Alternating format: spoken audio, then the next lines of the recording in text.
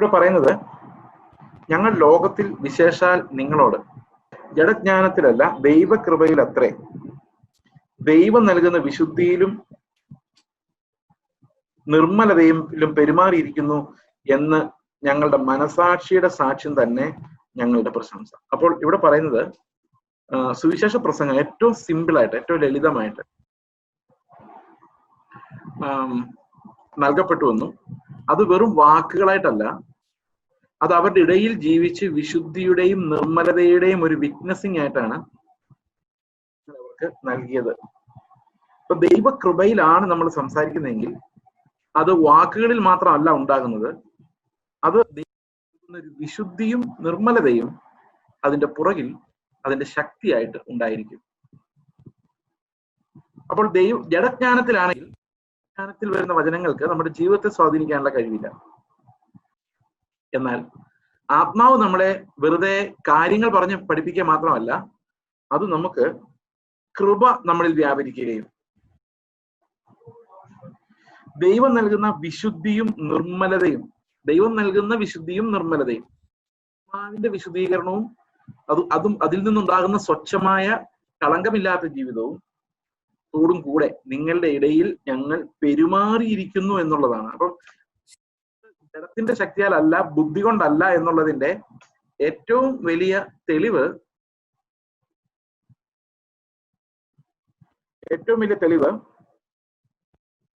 ഇവരുടെ വിശുദ്ധമായ നിർമ്മലമായ ലോകവുമായി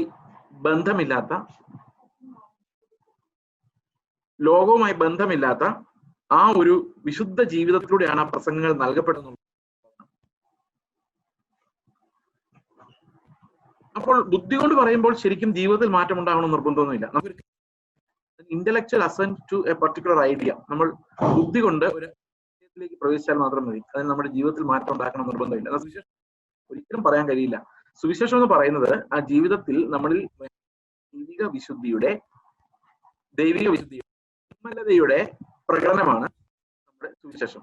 അപ്പോൾ നമ്മൾ പറയുന്ന വാക്കുകൾ ദൈവിക വിശുദ്ധിയുടെയും നിർമ്മലതയുടെ ഒരു ബാക്ക്ഗ്രൗണ്ടിൽ നിന്നാണ് എന്നുള്ളതാണ്. അപ്പം കർത്താവിന്റെ ആത്മാവ് നമുക്ക് വചനം മാത്രമല്ല, അതിന്റെ കൂടെ ഒരു ജീവൻ, ഒരു ടെസ്റ്റിമണി, ഒരു വിറ്റ്നസിംഗും കൂടെ അതിന്റെ കൂടെ ഉണ്ടാകും. നമ്മുടെ നിർമ്മലീകരിക്കുന്ന അതിന്റെ ബാക്ക്ഗ്രൗണ്ടിൽ ഉണ്ടാകും. അതുകൊണ്ട് പൗലോസ് പറയുന്നത്, ഞങ്ങൾ നിങ്ങളുടെ പ്രസംഗിക്കാൻ മാത്രമല്ല, നിങ്ങളിൽ ജീവിക്കേണ്ടതാണ്. അപ്പോൾ a life attested by purity, ദൈവത്തിന്റെ നിർമ്മലത, ദൈവം നൽകുന്ന വിശുദ്ധീകരണം ആണ് ശരിക്കും വചന പ്രസംഗത്തിന്റെ ബാക്ക്ഗ്രൗണ്ട് അല്ലെങ്കിൽ അടിസ്ഥാനം. ഓക്കെ, അപ്പോൾ ഇവിടെ പറയുന്നത് ഈ ക്രിസ്തീയ ശുശ്രൂഷകൾ എങ്ങനെയാണ് വരുന്നത്? അത് മാനുഷികമായി വരുന്ന ഒരു കാര്യമല്ല. ഓക്കെ, ഞങ്ങൾ ലോകത്തിൽ വിശേഷാൽ നിങ്ങളോട് ജഡജ്ഞാനത്തിലല്ല അത്രേ ദൈവം നൽകുന്ന വിശുദ്ധിയിലും നിർമ്മലതയിലും എന്നുള്ളത് എന്നതിന് ഞങ്ങളുടെ മനസാക്ഷി തന്നെ ഞങ്ങളോട് സാക്ഷ്യം പറയുന്നു. അപ്പം മനസാക്ഷിക്ക് ഒരു സാക്ഷ്യമുണ്ട്. മനസാക്ഷി നമ്മളോട് എന്ത് പറയുന്നു എന്നുള്ളത് പ്രധാനമാണ്. മനസാക്ഷി എന്ന് പറയുന്നത് നന്മ തിന്മകളുടെ അടിസ്ഥാനത്തിലുള്ള ഒരു മനസാക്ഷിയല്ല, അത് ദൈവത്തിന്റെ വചനത്താൽ ശുദ്ധീകരിക്കപ്പെട്ട, ദൈവത്തിന്റെ ആത്മാവിനാൽ ശുദ്ധീകരിക്കപ്പെട്ട ഒരു മനസാക്ഷിയാണ്. ദൈവം നൽകുന്ന നമ്മൾ എന്തുമാത്രം വളരുന്നുണ്ടെന്നും അത് എന്തുമാത്രം ശുശ്രൂഷയിൽ അതിന്റെ സാക്ഷ്യമുണ്ടെന്നും ഉള്ളത് നമുക്ക് നമ്മുടെ മനസാക്ഷിയുടെ സാക്ഷ്യമാണ്. ഓക്കെ, 13 നിങ്ങൾ വായിക്കുന്നതും ഗ്രഹിക്കുന്നതുമല്ലാതെ മറ്റൊന്നും ഞങ്ങൾ നിങ്ങൾക്ക് എഴുതുന്നില്ല. എനിക്ക് വേണമെങ്കിൽ ഇങ്ങനെ പറയാം, നിങ്ങൾ ഈ പുസ്തകത്തിൽ വായിക്കുന്നതും ഗ്രഹിക്കുന്നതും അല്ലാതെ ഒന്നും ഞാൻ നിങ്ങളോട് പറയുന്നില്ല. അതാണ് സത്യം. ഇതിന് കൂടെ മനുഷ്യന്റെ ഒരു തത്വശാസ്ത്രം, ഒരു ചിന്താഗതി, ഒരാശയം ഒന്നും കലർത്തുന്നില്ല. നിങ്ങൾ എന്ത് തിരുവെഴുത്തുകളിൽ നിന്ന് വായിച്ചിട്ടുണ്ടോ, ഗ്രഹിച്ചിട്ടുണ്ടോ, അത് മാത്രം ഞങ്ങൾ നിങ്ങളോട് പറയുന്നു. എനിക്ക് പുതിയൊരു പ്രസംഗം പ്രസംഗിക്കാനുള്ള പ്രലോഭനമില്ല. ഇതുവരെ കേൾക്കാത്ത ഒരു കാര്യം പറഞ്ഞ് നിങ്ങളെ ഞെട്ടിക്കണമെന്ന് ആഗ്രഹം. വായിച്ചതും ഗ്രഹിച്ചതും അല്ലാതെ പുതിയൊരാശയം നിങ്ങളുടെ ഉള്ളിലേക്ക് തരണമെന്ന് ആഗ്രഹമില്ല. നിങ്ങൾ എന്താണോ വായിക്കുകയും, ഞാൻ ഇത്രയും നാൾ നിങ്ങളെ പഠിപ്പിച്ചപ്പോൾ നിങ്ങൾക്ക് എന്താണോ മനസ്സിലായത് തന്നെയാണ് വീണ്ടും വീണ്ടും എനിക്ക് നിങ്ങളോട് പറയാനുള്ളത്. കാരണം ഇതൊരു നല്ല പ്രസംഗം അവതരണത്തിന്റെ കോമ്പറ്റീഷൻ അല്ല. ഇത് നിങ്ങളിൽ വിശുദ്ധിയും നിർമ്മലതയുമുള്ള സുവിശേഷം പ്രവർത്തിക്കുന്നത് കാണാൻ വേണ്ടിയുള്ള ദൈവികമായ ഒരു ഓട്ടമാണ്. അതുകൊണ്ട് എന്താണ് ഒരു മനുഷ്യൻ ശുശ്രൂഷയിൽ അനുഭവിക്കേണ്ടത് എന്നുള്ളത് ദൈവമാണ് തീരുമാനിക്കുന്നത്. അത് എഴുതി നൽകപ്പെട്ട കാര്യങ്ങൾ തന്നെയാണ് വീണ്ടും വീണ്ടും ആവർത്തിക്കുന്നത്. ഓക്കെ, അപ്പോൾ ഇവിടെ ഒരുപക്ഷെ അവർക്ക് ഈ സുവിശേഷം വളരെ വ്യക്തമായി പൗലോസോട് ഓൾറെഡി പഠിപ്പിച്ചിട്ടുണ്ടാവും. അപ്പൊ അവർ ഓൾറെഡി ഗ്രഹിച്ചതിന് വെളിയിലൊന്നും ഇനി ഗ്രഹിക്കാനില്ല. അപ്പൊ ശരിക്കും മനോഹരമായ വാക്കുകൾ, ശബ്ദങ്ങൾ ഉപയോഗിച്ച് ആശയങ്ങൾ കൊണ്ടുവന്ന് തത്വചിന്തകൾ കലർത്തി നല്ല അല്ല നമ്മൾ ശിഷ്യന്മാരെ നേടുന്നത്. ശിഷ്യന്മാരെ നേടുന്ന ശുശ്രൂഷകൾ ദൈവത്തെ ബഹുമാനിക്കുന്ന, ദൈവത്തിന്റെ അംഗീകാരമുള്ള ശുശ്രൂഷ പ്രത്യേകതകളുണ്ട്. അത് ദൈവം നൽകുന്ന വിശുദ്ധിയിലും നിർമ്മലതയിലും ജഡത്തിന്റെ ജ്ഞാനത്താലല്ല. ഈ ജഡം എന്ന് പറയുന്ന സാധനം നിങ്ങൾക്ക് അറിയാമല്ലോ, നമ്മുടെ പ്രാണനും ശരീരവും ചേരുന്ന ആ ഒരു ഗവൺമെന്റ് ആണ്. അതിന് ലോകത്തുള്ള എത്രമാത്രം വലിച്ചെടുക്കാനുള്ള ഭയങ്കരമായ കഴിവുണ്ട്. അവരെയാണ് നമ്മൾ ബുദ്ധിയുള്ളവർ എന്നൊക്കെ പറയുന്നത്. ബുദ്ധിയുള്ളവർക്ക് എന്തുമാത്രം ഓർമ്മയുള്ള ജ്ഞാനം വേണമെങ്കിലും വലിച്ചെടുക്കാനുള്ള കഴിവുണ്ട്. അപ്പൊ ശരിക്കും നല്ല ഒരു ഫീൽഡ് അല്ല സുവിശേഷ പ്രസംഗം എന്ന് പറയുന്നത്. കൃപ ആരിലാണോ വ്യാപരിക്കുന്നത് അവർക്കുള്ളതാണ്. ദൈവത്തിൽ നിന്ന് ആരാണോ വിശുദ്ധീകരണം പ്രാപിക്കുന്നത് അവർക്ക്. അപ്പോൾ ശരിക്കും പൗലോസ് പറയുന്നത് സ്വന്തം ജ്ഞാനത്തിൽ ഒന്നും കൂട്ടിച്ചേർക്കാതെ ദൈവത്തിന്റെ വചനം അതുപോലെ. നിങ്ങൾ ഒരുപക്ഷെ ഈ ക്ലാസ്സുകളിലൂടെ കടന്നു പോകുമ്പോൾ മനസ്സിലാക്കുന്ന ഒരു പ്രധാനപ്പെട്ട കാര്യം, നമുക്ക് ആവശ്യമില്ല എന്നുള്ളതാണ്. നമുക്ക് ഒരു റിസോഴ്സ് ആവശ്യം, നമുക്ക് ബൈബിൾ ദൈവം നമുക്ക് പ്രകാശിപ്പിച്ച് തന്നാൽ മാത്രം മതി, വേറെ ഒന്നും ആവശ്യമില്ല. Bible, the core of the Bible. എന്നെ സംബന്ധിച്ച് ഞാൻ ചെയ്ത് നിങ്ങളെ ആ വേദപുസ്തകത്തിന്റെ ആ ഒരു വാക്യങ്ങളുടെ എന്താണെന്ന് കാണിച്ചു തരിക എന്നുള്ള മാത്രമാണ് എനിക്ക് മനസ്സിലായതുപോലെ. ഇനി അതിനും കൂടുതൽ ആഴത്തിലേക്ക് ഇറങ്ങാൻ പറ്റും, കാരണം ദൈവത്തിന്റെ വചനം അങ്ങനെയാണ്. All have the same source, same spirit. എല്ലാവർക്കും ഒന്ന് തന്നെയാണ് മുമ്പിൽ അനാവരണം ചെയ്യപ്പെട്ടിരിക്കുന്നത്. There is nothing. അപ്പോൾ ജഡജ്ഞാനം, നമുക്ക് ആത്മാവിന്റെ നിർമ്മലീകരണം നമ്മളെ സംഭവിച്ചു, ആത്മാവിന്റെ വിശുദ്ധീകരണത്തിന് നമ്മൾ സബ്മിറ്റഡ് ആകുന്നില്ലെങ്കിൽ, നമുക്ക് അങ്ങനെ ഒരു സംഭവം പ്രവേശിക്കാൻ കഴിയുന്നില്ലെങ്കിൽ, പലപ്പോഴും നമ്മൾ ശുശ്രൂഷിക്കുന്നിടത്ത് നമ്മൾ ജഡത്താൽ ഒത്തിരി ജ്ഞാനം ആഡ് ചെയ്യാൻ ശ്രമിക്കും. കാരണം 1 മണിക്കൂറൊക്കെ പിടിച്ചു നിൽക്കാന്ന് പറയുന്നത് അപ്പം എന്തുമാത്രം പോയിന്റുകൾ ഉണ്ടാകണം, അതിനെന്തുമാത്രം കഥകൾ ഉണ്ടാകണം. നിങ്ങൾ ഈ പ്രസംഗം ഉണ്ടാക്കുന്നവരുടെ സങ്കടങ്ങൾ കേട്ടിട്ടുണ്ടോ? ഒരു ഞായറാഴ്ച ഒരു പ്രസംഗം ഉണ്ടാക്കാൻ, അത് അപ്പീലിംഗ് പ്രസംഗമായി മാറാൻ, അത് ആൾക്കാരെ ഇഷ്ടപ്പെടാൻ വേണ്ടി നടത്തുന്ന ആ വെപ്രാളങ്ങൾ. പ്രിയ സഹോദരങ്ങളെ, ഇതെല്ലാം ഒരു പെർഫോമൻസ് ജഡപ്രകാരം ഉള്ള ശുശ്രൂഷകൾ വർദ്ധിക്കുന്നതുകൊണ്ടാണ്.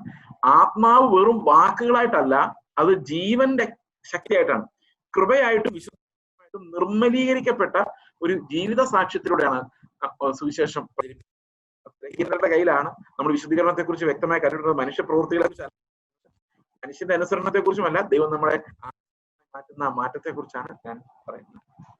നിങ്ങൾ വായിക്കുന്നതും ഗ്രഹിക്കുന്നതും അല്ലാതെ മറ്റൊന്നും നിങ്ങൾക്ക് എഴുതുന്നില്ല. നമ്മൾ ബൈബിളിന്റെ അടുത്തേക്ക് വരുമ്പോഴേക്കും ഇത് വലിയ ഞാൻ പറഞ്ഞ കാര്യം എങ്കിൽ പോലും നമ്മൾ ഓർക്കേണ്ട ഒരു കാര്യമുണ്ട്. നമ്മുടെ ബുദ്ധിയെ കൂടുതൽ നുള്ള ഒന്നും ഇതിനകത്തില്ല. കുറച്ചും കൂടെ എക്സൈറ്റിംഗ് തോട്ട് അങ്ങനൊന്നും ഇല്ലത്, സിമ്പിൾ തിങ്.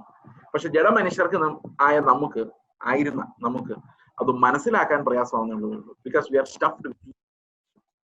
നമ്മൾ പ്രസംഗിക്കുമ്പം അതും ഇതും എല്ലാം വരും. അതിന്റെ കാരണം എന്താ വെച്ച് കഴിഞ്ഞാൽ വെളിയിൽ നിന്നുള്ള ഒത്തിരി കാര്യങ്ങൾ നമ്മുടെ സിസ്റ്റത്തിന്റെ ഭാഗമായി തൊട്ടേ നമ്മൾ പഠിച്ചു വെച്ചിട്ടുണ്ട്.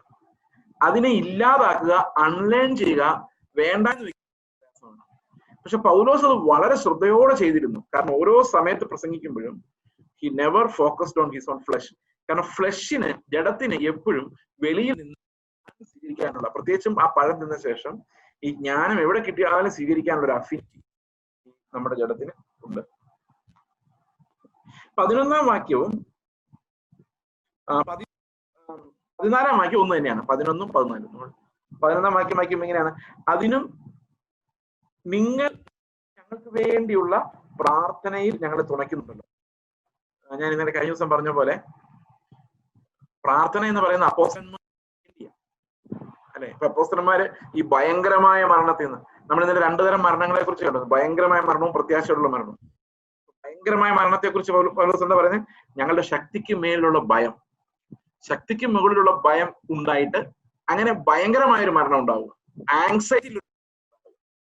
അങ്ങനെ ഒരു മരണം ഉണ്ടാകാതെ ഞങ്ങളെ ദൈവം കാത്തു. അത് നിങ്ങളുടെ പ്രാർത്ഥന അതിന് മുഖാന്തരമായിരുന്നു എന്ന് വിശ്വസിക്കുന്നു. അപ്പം ശരിക്കും ഈ പ്രാർത്ഥന നമ്മൾ ഓരോരുത്തർക്ക് വേണ്ടി പ്രാർത്ഥിക്കുമ്പോഴും അവരുടെ വിശ്വാസം വർദ്ധിക്കാനും അവരുടെ പ്രത്യാശയിൽ അവർ ഉറപ്പുള്ളവരാകാനും ആ ഭയങ്കരമായ ഒരു മരണത്തിൽ അവർ പെട്ടുപോകാതെ അവർ കർത്താവിന്റെ വിശദീകരണം പ്രത്യാശയോടെ മരണത്തെ ഫേസ് ചെയ്യാനുമാണ് ആ പ്രാർത്ഥന. അപ്പോൾ ഇങ്ങനെ പലർ മുഖാന്തരം ഞങ്ങൾക്ക് കിട്ടിയ കൃപയ്ക്ക് വേണ്ടി പലരാലും ഞങ്ങൾ നിമിത്തം സ്തോത്രം ഉണ്ടാകാൻ ഇടയായിത്തീരും. അപ്പം പലർ മുഖാന്തരമാണ്, പലരുടെ പ്രാർത്ഥനയാണ് ഒരു മിനിസ്റ്റർ ബലപ്പെടുത്തുന്നത്. പലരുടെ മിനിസ്റ്റർ. ഞാൻ കഴിഞ്ഞ ദിവസം ഒരു അപ്പച്ചന്റെ കഥ ഞാൻ പറഞ്ഞിട്ടുണ്ട്. 20 വർഷം കഴിഞ്ഞ് ഞാൻ അപ്പച്ചനെ കാണുമ്പോൾ എന്നോട് പറയാം, 20 വർഷവും എല്ലാ ദിവസവും എല്ലാ വൈകുന്നേരവും ഞാൻ നിനക്ക് വേണ്ടി പ്രാർത്ഥിക്കും. That's not a short period of time. അപ്പൊ നമുക്ക് ലഭിക്കുന്ന ദൈവകൃപ നമ്മളിലേക്ക് പകരുവാൻ അനേകരുടെ പ്രാർത്ഥനകൾ. So prayer is important. നമ്മളൊരു ഭയങ്കരമായ മരണത്തിൽ നിന്ന് രക്ഷപ്പെടുന്നത്. അപ്പം ഇതൊരു കളക്റ്റീവ് വർക്കാണ് നമ്മൾ ചെയ്യുന്നത്. We all are coming together to edify each other. നമ്മൾ വേറൊരാളെ ബലപ്പെടുത്താൻ വേണ്ടിയും കർത്താവിന് മുമ്പിൽ വെക്കുവാൻ വേണ്ടിയും നമ്മൾ എല്ലാവരും കൂടി ചേർന്നുള്ള, പ്രാർത്ഥിച്ചുള്ള, കൈ കൊടുത്തുള്ള, ശുശ്രൂഷിച്ചുള്ള, സബ്മിറ്റ് ചെയ്തുള്ള, സെർവ് ചെയ്തുള്ള ഒരു ഒന്നിച്ചാണ് ഓരോരുത്തരെയും ബലപ്പെടുന്നത്. അതുകൊണ്ട് പൗലോസ് പറയുന്ന പലരാലും എനിക്ക് ലഭിച്ച കൃപ. ഇന്ന് നമ്മുടെ ചർച്ചകളിലെല്ലാം ഒരാളിൽ നിന്ന് കൃപ ഇങ്ങനെ വ്യാപിക്കുന്നു.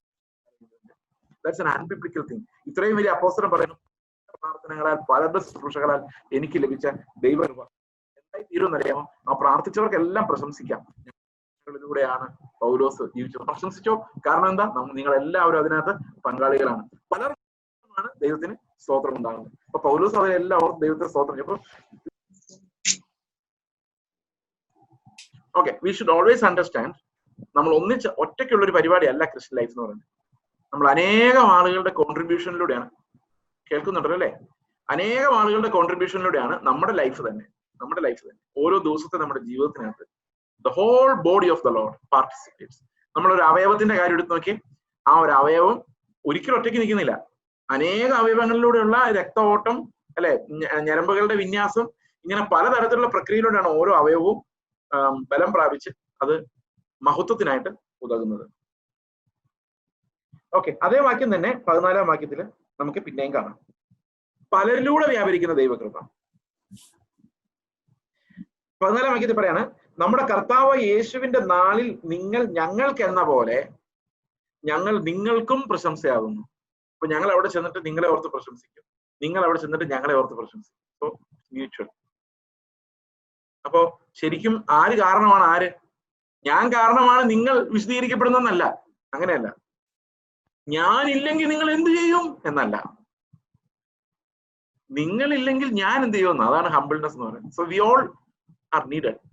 പരസ്പരം കർത്താവിന്റെ അടുത്ത് ചെന്നിട്ട് ഞാൻ സ്തോത്രം ചെയ്യുമ്പോൾ എന്റെ ചുറ്റുമുള്ള എല്ലാവരെയും ഓർത്ത, എനിക്ക് വേണ്ടി പ്രാർത്ഥിച്ചവരെ, എന്നോട് വചനം പറഞ്ഞവരെ, എന്നെ ഓർക്കുന്നവര്, അങ്ങനെ സഭയുടെ ഫുൾ മിനിസ്ട്രി ഓർത്തിട്ടാണ് ഞാൻ ദൈവത്തെ സ്തുതിക്കുന്നത്. അതുപോലെ നിങ്ങളും എല്ലാവരും. So it's never A singular work, എല്ലാവരും ചേർന്നുള്ള ഒരു വർക്കാണ്. 14-ാം വാക്യത്തിൽ പറയുന്നത്, നമ്മുടെ കർത്താവ് യേശുവിന്റെ നാളിൽ നിങ്ങൾ ഞങ്ങൾക്ക് എന്ന പോലെ ഞങ്ങൾ നിങ്ങൾക്കും പ്രശംസയാകുന്നു എന്ന് നിങ്ങൾ ഞങ്ങളെ ഏറെക്കുറെ ഗ്രഹിച്ചതുപോലെ അവസാനത്തോളം ഗ്രഹിക്കുമെന്ന് ആശിക്കുന്നു എന്ന് പറഞ്ഞാൽ അതിന്റെ അർത്ഥം, നിങ്ങൾക്ക് ഞങ്ങളെ മനസ്സിലായിട്ടുണ്ടല്ലോ, നിങ്ങൾക്ക് ഞങ്ങളെ മനസ്സിലായിട്ടുണ്ടല്ലോ. അത് എങ്ങനെയാണ് മനസ്സിലായിട്ടുള്ളത്? ഞങ്ങൾ കൃപയുടെ കസ്റ്റോഡിയൻസ് ആയിട്ട് നിങ്ങൾക്ക് എന്തെങ്കിലും നൽകുക എന്ന് മാത്രമല്ല, നിങ്ങളിൽ നിന്ന് ഇങ്ങോട്ട് പ്രാപിക്കുവാനും ഞങ്ങൾക്ക് ആഗ്രഹമുണ്ട്. അങ്ങനെയാണ് ഞങ്ങളുടെ ആത്മീക ജീവിതം മുമ്പോട്ട് പോകുന്നതെന്ന് പൗലോസ് പറയുന്നു. നിങ്ങൾ അങ്ങനെ തന്നെയല്ലേ ഞങ്ങളെ മനസ്സിലാക്കിയിട്ടുള്ളത്, അങ്ങനെ തന്നെയാണ് ഇപ്പോഴും അത് എന്ന് പൗലോസ് ഇവിടെ ആവർത്തിക്കുന്നു. അത് കൂടുതൽ നിങ്ങൾ ഗ്രഹിക്കുമെന്നാണ് ഇവിടെ പറയുന്നത്. അപ്പൊ ശരിക്കും നമ്മൾ മനസ്സിലാക്കേണ്ടത്, ശുശ്രൂഷക്കാരെന്ന് പറയുന്നവർ ഒരു പ്രത്യേക വിഭാഗമല്ല. നമ്മളെല്ലാവരും ആ കർത്താവിന്റെ ശരീരത്തിന്റെ ശുശ്രൂഷയുടെ ഭാഗമാണ്. അതുകൊണ്ട് ഓരോരുത്തർക്കും കർത്താവ് വെച്ചിരിക്കുന്നത്. ഓക്കെ, 15-ാം വാക്യം പറയാണ്, അപ്പൊ നമ്മൾ എന്തുകൊണ്ടാണ് ഒരു അനുഗ്രഹമായി മാറണം എന്ന് പൗലോസ് പറയുന്നത്?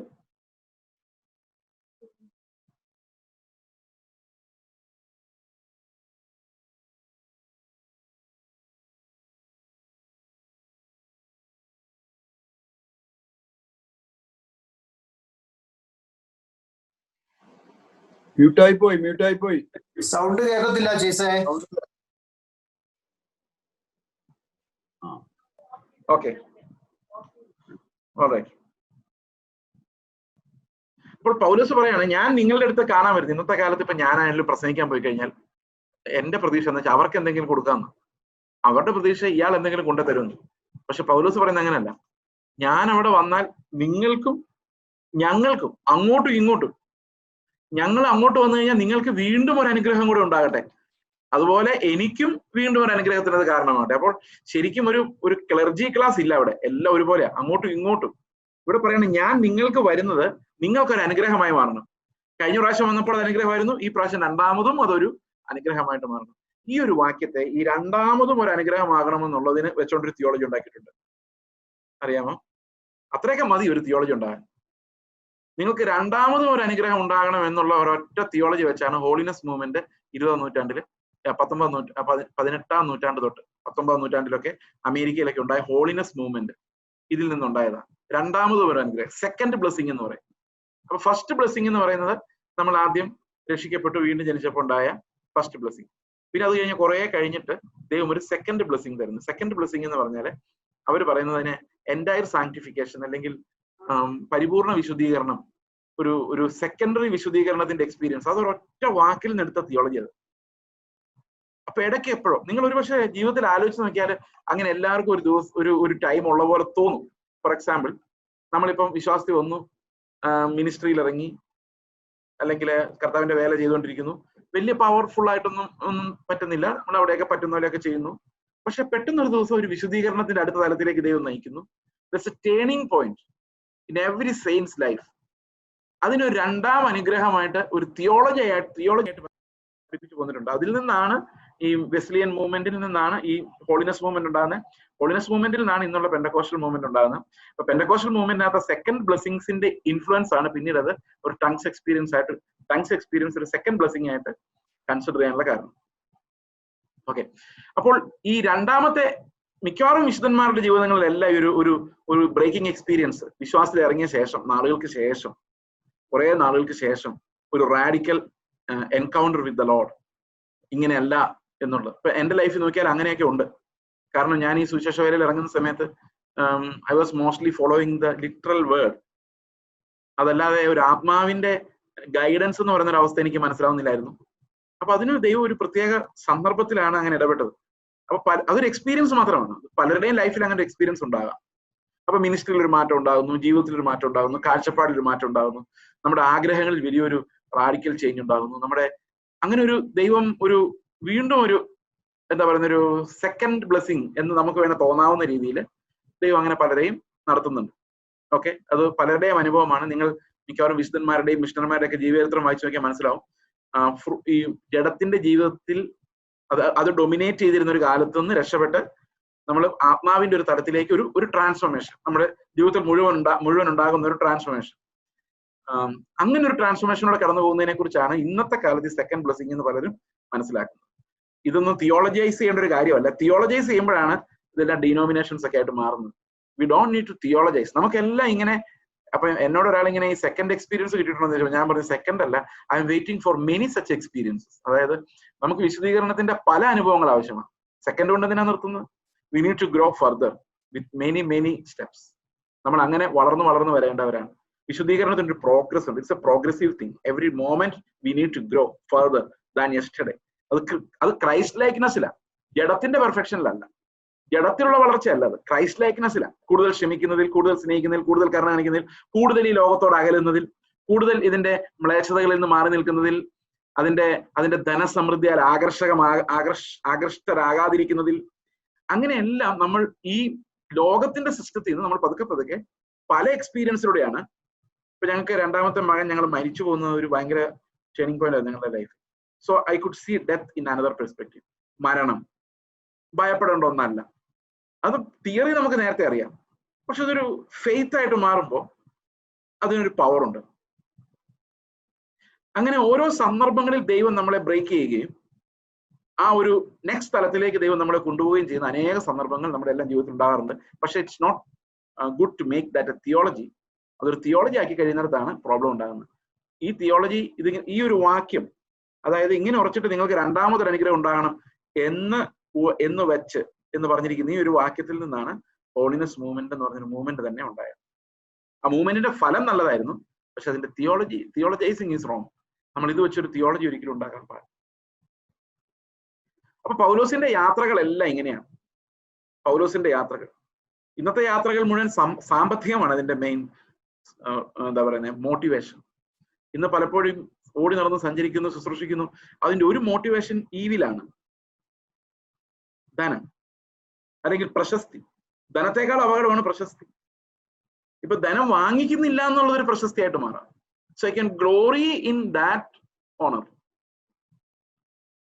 അപ്പൊ ശുശ്രൂഷകളിൽ ഒന്നുകിൽ പണം ഒരു ടെംപ്റ്റേഷൻ, ഇനി പണം കൊടുത്തും വേണ്ടാന്ന് വെച്ചും നമുക്ക് വേറൊരു സാധനത്തെ വാങ്ങിക്കാം. എന്താണത്? ഓണർ. മറ്റുള്ളവരുടെ മുമ്പിൽ ഒരു ഓണർ വാങ്ങിക്കാം, എന്തെങ്കിലും ഒരു പ്രതിഫലം. അങ്ങനത്തെ പ്രതിഫലങ്ങളിലേക്കാണ് ഇന്ന് ആളുകൾ കൂടുതൽ ഫോക്കസ് ചെയ്യുന്നത്. എന്നാൽ പൗലോസിന്റെ എല്ലാ യാത്രകളും ഈ പങ്കുവെക്കലുകളാണ്. ദൈവികമായ കൃപയുടെ, നിർമ്മലതയുടെ, വിശുദ്ധീകരണത്തിന്റെ പങ്കുവെക്കലുകളാണ്. വചനം എന്ന് പറയുന്നത് ഒരു ഇന്റലക്ച്വൽ പ്രസന്റേഷൻ ഓഫ് ഫാക്ട്സ് അല്ല, അത് നമ്മുടെ ജീവിതത്തിന്റെ തന്നെ ഒരു എക്സ്റ്റൻഷനാണ്. എനിക്കൊരു ജീവിതമുണ്ട്, അത് തന്നെയാണ് പ്രസംഗം. ഞാൻ എന്താണ് കാണുന്നത്, ക്രിസ്തുവിൽ എന്താണ് കാണുന്നത്, അത് തന്നെയാണ് എനിക്ക് പറയാനുള്ളൂ. നിങ്ങൾ എന്താണ് കാണുന്നത്, പക്ഷെ ആ ജീവിതത്തിലെ പ്രവൃത്തികളല്ല പ്രസംഗം, ആ ജീവിതത്തിൽ ഞാൻ കാണുന്ന കാഴ്ചകളാണ് പ്രസംഗം. What I am looking at, ഞാൻ എന്തിനെ നോക്കിയിരിക്കുന്നു, എന്താണ് എന്റെ കാഴ്ചപ്പാട്, അതിൽ നിന്നാണ് ഒരു മെസ്സേജ് ഉണ്ടാകുന്നത്. ഫോർ എക്സാമ്പിൾ, ഞാൻ കർത്താവിന്റെ പിന്നാലെയാണ് ഓടുന്നതെങ്കിൽ എന്റെ മെസ്സേജ് കർത്താവിനെ കുറിച്ചാണ്. ഇറ്റ് ഡസൻ മീൻ ഞാൻ ചെയ്യുന്ന എല്ലാ പ്രവൃത്തികളിലേക്ക് വന്നല്ല അതിന്റെ അർത്ഥം.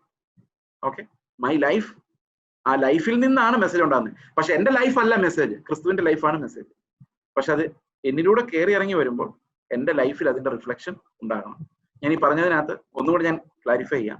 കാരണം ക്രിസ്തുവിന്റെ ജീവനാണ് നമ്മൾ പ്രസംഗിക്കുന്നത്. പക്ഷെ അത് പ്രസംഗിക്കണമെങ്കിൽ നമ്മൾ അവനിലേക്ക് വളരുന്നവരായിരിക്കണം. ആ നിർമ്മലത നമ്മളിൽ വളർന്നുകൊണ്ടിരിക്കണം. എങ്കിൽ മാത്രമേ നമ്മുടെ ലക്ഷ്യം എന്താണോ, നമ്മൾ കാണുന്ന കാഴ്ച എന്താണോ, അതാണ് നമ്മുടെ പ്രസംഗം. അതനുസരിച്ച് നമ്മൾ വളർന്നുകൊണ്ടിരിക്കുന്നത്. ജഡത്തിന്റെ ഒരു സിസ്റ്റത്തിലേക്കല്ല നമ്മൾ വളരുന്നത്. നമ്മൾ എന്താണോ പ്രസംഗിക്കുന്നത് അതിലേക്കാണ് നമ്മൾ വളരുന്നത്. ആത്മാവാണ് നമ്മളെ നടത്തുന്നതെങ്കിൽ ആ ഒരു തലത്തിലേക്ക് മാത്രം നമുക്ക് വളരാൻ സാധിക്കുകയുള്ളൂ. ഓക്കെ,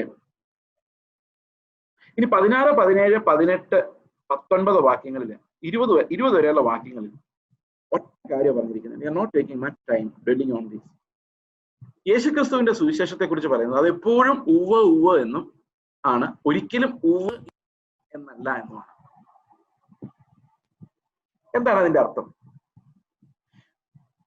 16 വാക്യം പറയുന്നു, മുൻപേ നിങ്ങളുടെ അടുക്കൽ വരുവാനും ആ വഴിയായി മക്കദോന്യയ്ക്ക് പോയി പിന്നെയും മക്കദോന്യയിൽ നിങ്ങളുടെ അടുക്കൽ വരുവാനും നിങ്ങളാൽ യഹൂദിയിലേക്ക് യാത്ര അയക്കപ്പെടുവാനും ഞാൻ വിചാരിച്ചിരുന്നു. ഇങ്ങനെ വിചാരിച്ചതിൽ ഞാൻ ചാവല്യം കാണിച്ചുവോ? അപ്പൊ പറയുന്ന പോലെ ഒന്നും നടക്കുന്നില്ല നിങ്ങൾ വിചാരിക്കുന്നുണ്ടോ? ഉദാഹരണത്തിന് ഇവിടെ പറയാണ്, എനിക്ക് നിങ്ങളുടെ അടുത്ത് വരണമെന്ന് ആഗ്രഹം ഉണ്ടായിരുന്നു, നടന്നില്ല, വേറൊരു വഴിയെ പോകുന്നു. അപ്പൊ ഉവ്വെന്ന് പറയാൻ പറ്റുന്നില്ല, ചിലത് ഇല്ലാന്നായി പോകുന്നുണ്ട്. അങ്ങനെയല്ലേ? ഇപ്പൊ ഞാൻ പറയാണ് ഇന്ന രീതിയിൽ ഞാൻ ചെയ്തേക്കാം, പക്ഷെ നടക്കുന്നില്ല, ഇല്ലാന്നായി പോയി. അപ്പൊ ഉവ്വെന്നുള്ള വാക്ക് എന്തായി മാറി? ഇല്ലാന്നായി മാറി. അപ്പൊ ഞാൻ അതിലെ വരാന്ന് പറയുന്നു, വരാൻ പറ്റുന്നില്ല. അപ്പൊ ഉവ്വെന്ന് പറഞ്ഞിരുന്നത് എന്തായി മാറി? ഇല്ലാന്നായി മാറി. പല വാഗ്ദത്തങ്ങളും മനുഷ്യർ നമുക്ക് തരുന്നു, ഉവ്വെന്നാ പറഞ്ഞത്, പക്ഷെ തക്ക സമയത്ത് അത് ഇല്ലാന്നായി മാറി. അപ്പൊ പൗലോസ് പറയാണ്, ഞാൻ ഇതിൽ ശബലനാണ് നിങ്ങൾ വിചാരിച്ചോ? ഉവ്വെന്ന് പറഞ്ഞത് ഇപ്പൊ ഇല്ലാന്നായല്ലോ എന്ന് നിങ്ങൾ പറയല്ലേ? എന്നാൽ നിങ്ങൾ മനസ്സിലാക്കിക്കോ, അങ്ങനെയല്ല. യേശുക്രിസ്തുവിനെ കുറിച്ച് ഞങ്ങൾ പ്രസംഗിക്കുന്ന ഒരു വാക്കും ഉവ്വ് എന്നുള്ളത് പിന്നെ ഇല്ല എന്നായിട്ടില്ല. ഉവ്വെന്നുള്ളത് എപ്പോഴും ഉവ്വ് എന്ന് തന്നെയായിരുന്നു.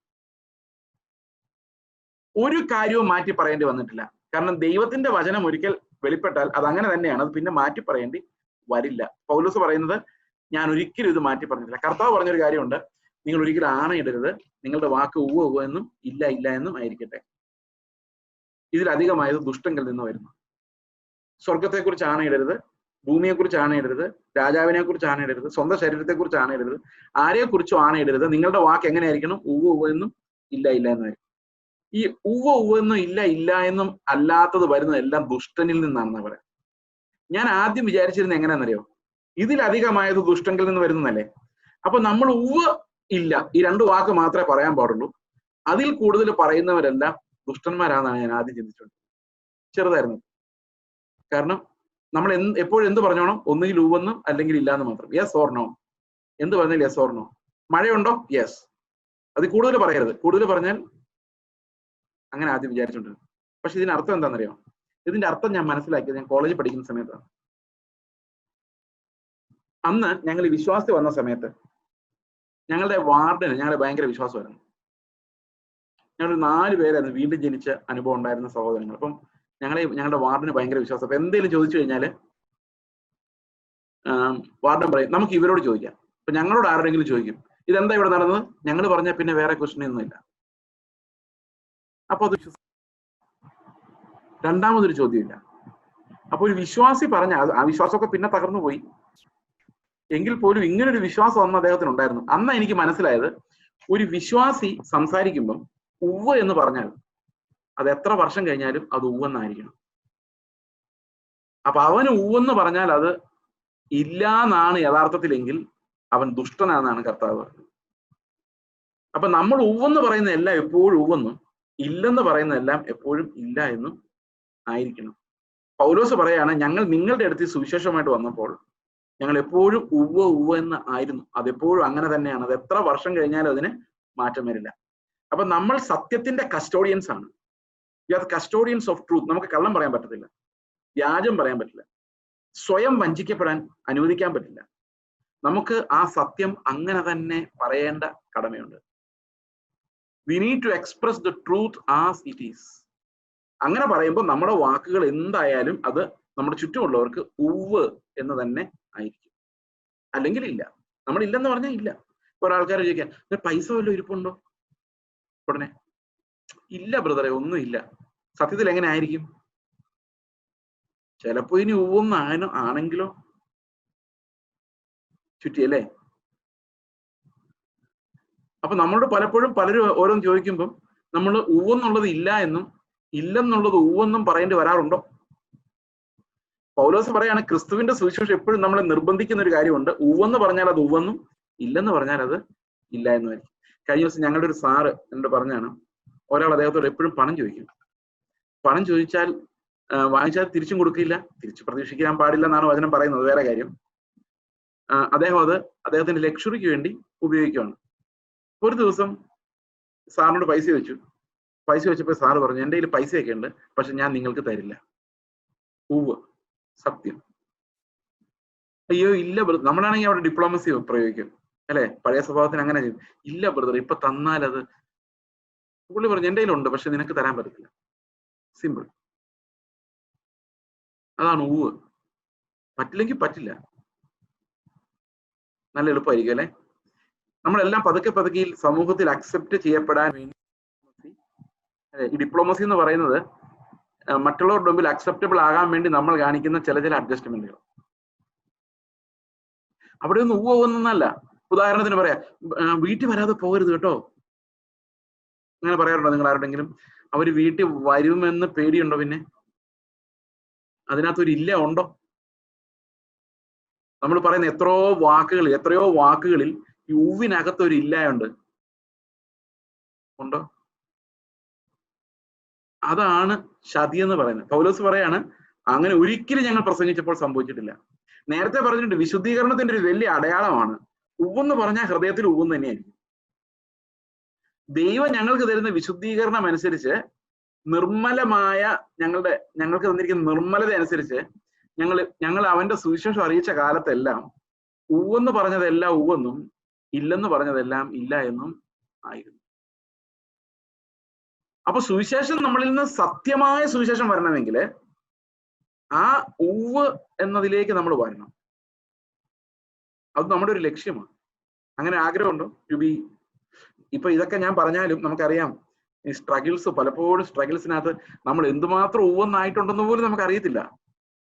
സംടൈംസ് വെൻ വി എക്സാമിൻ അവേഴ്സെൽസ് നമുക്ക് തന്നെ ഉറപ്പില്ല നമ്മൾ അത്രയും ഉവ്വെന്നായോ, അറിയില്ല. പക്ഷെ പൗലോസ് പറയാണ് ഞങ്ങൾ ഉവ്വെന്ന് പറഞ്ഞപ്പോഴെല്ലാം അത് ഉവ്വെന്നായിരുന്നു, ഇല്ല എന്ന് പറഞ്ഞപ്പം ഇല്ല എന്നായിരുന്നു. യേശുവിന്റെ സുവിശേഷത്തെ കുറിച്ച് പറയുമ്പം, അതിലെ വാഗ്ദത്തങ്ങളെ കുറിച്ച് പറയുമ്പം ഒരിക്കലും ആ ഉവ്വെന്നുള്ളത് ഇല്ല എന്നായിട്ടില്ല. അതെപ്പോഴും ഉറപ്പുള്ള ഗോപുരം പോലെ എന്നേക്കും നിലനിൽക്കും. ഞാൻ 4 വാക്യങ്ങൾ ഒന്നിച്ചാണ് പറഞ്ഞത്. ഈ ഉവ്വ് ഇല്ല എന്നുള്ളതിന്റെ എക്സ്പ്ലനേഷൻ ആണ് ആ 4 വാക്യങ്ങളിൽ പറയുന്നത്. 19-ാം വാക്യം നമ്മൾ വായിക്കുമ്പോൾ അത് മനസ്സിലാവും. ഞാനും സിൽവാനസും തിമോത്തിയോസും നിങ്ങളുടെ ഇടയിൽ പ്രസംഗിച്ച ദൈവത്തിനായ യേശു ക്രിസ്തു ഒരിക്കൽ ഉവെന്നും മറ്റൊരിക്കൽ ഇല്ല എന്നും ആയിരുന്നില്ല, അവനിൽ ഉവ്വ് എന്നും മാത്രമേ ഉള്ളൂ. ദൈവത്തിന്റെ വാഗ്ദത്തങ്ങൾ എത്രയുണ്ടെങ്കിലും അവനിൽ അത് ഉവ്, യെസ് എന്നത്രേ.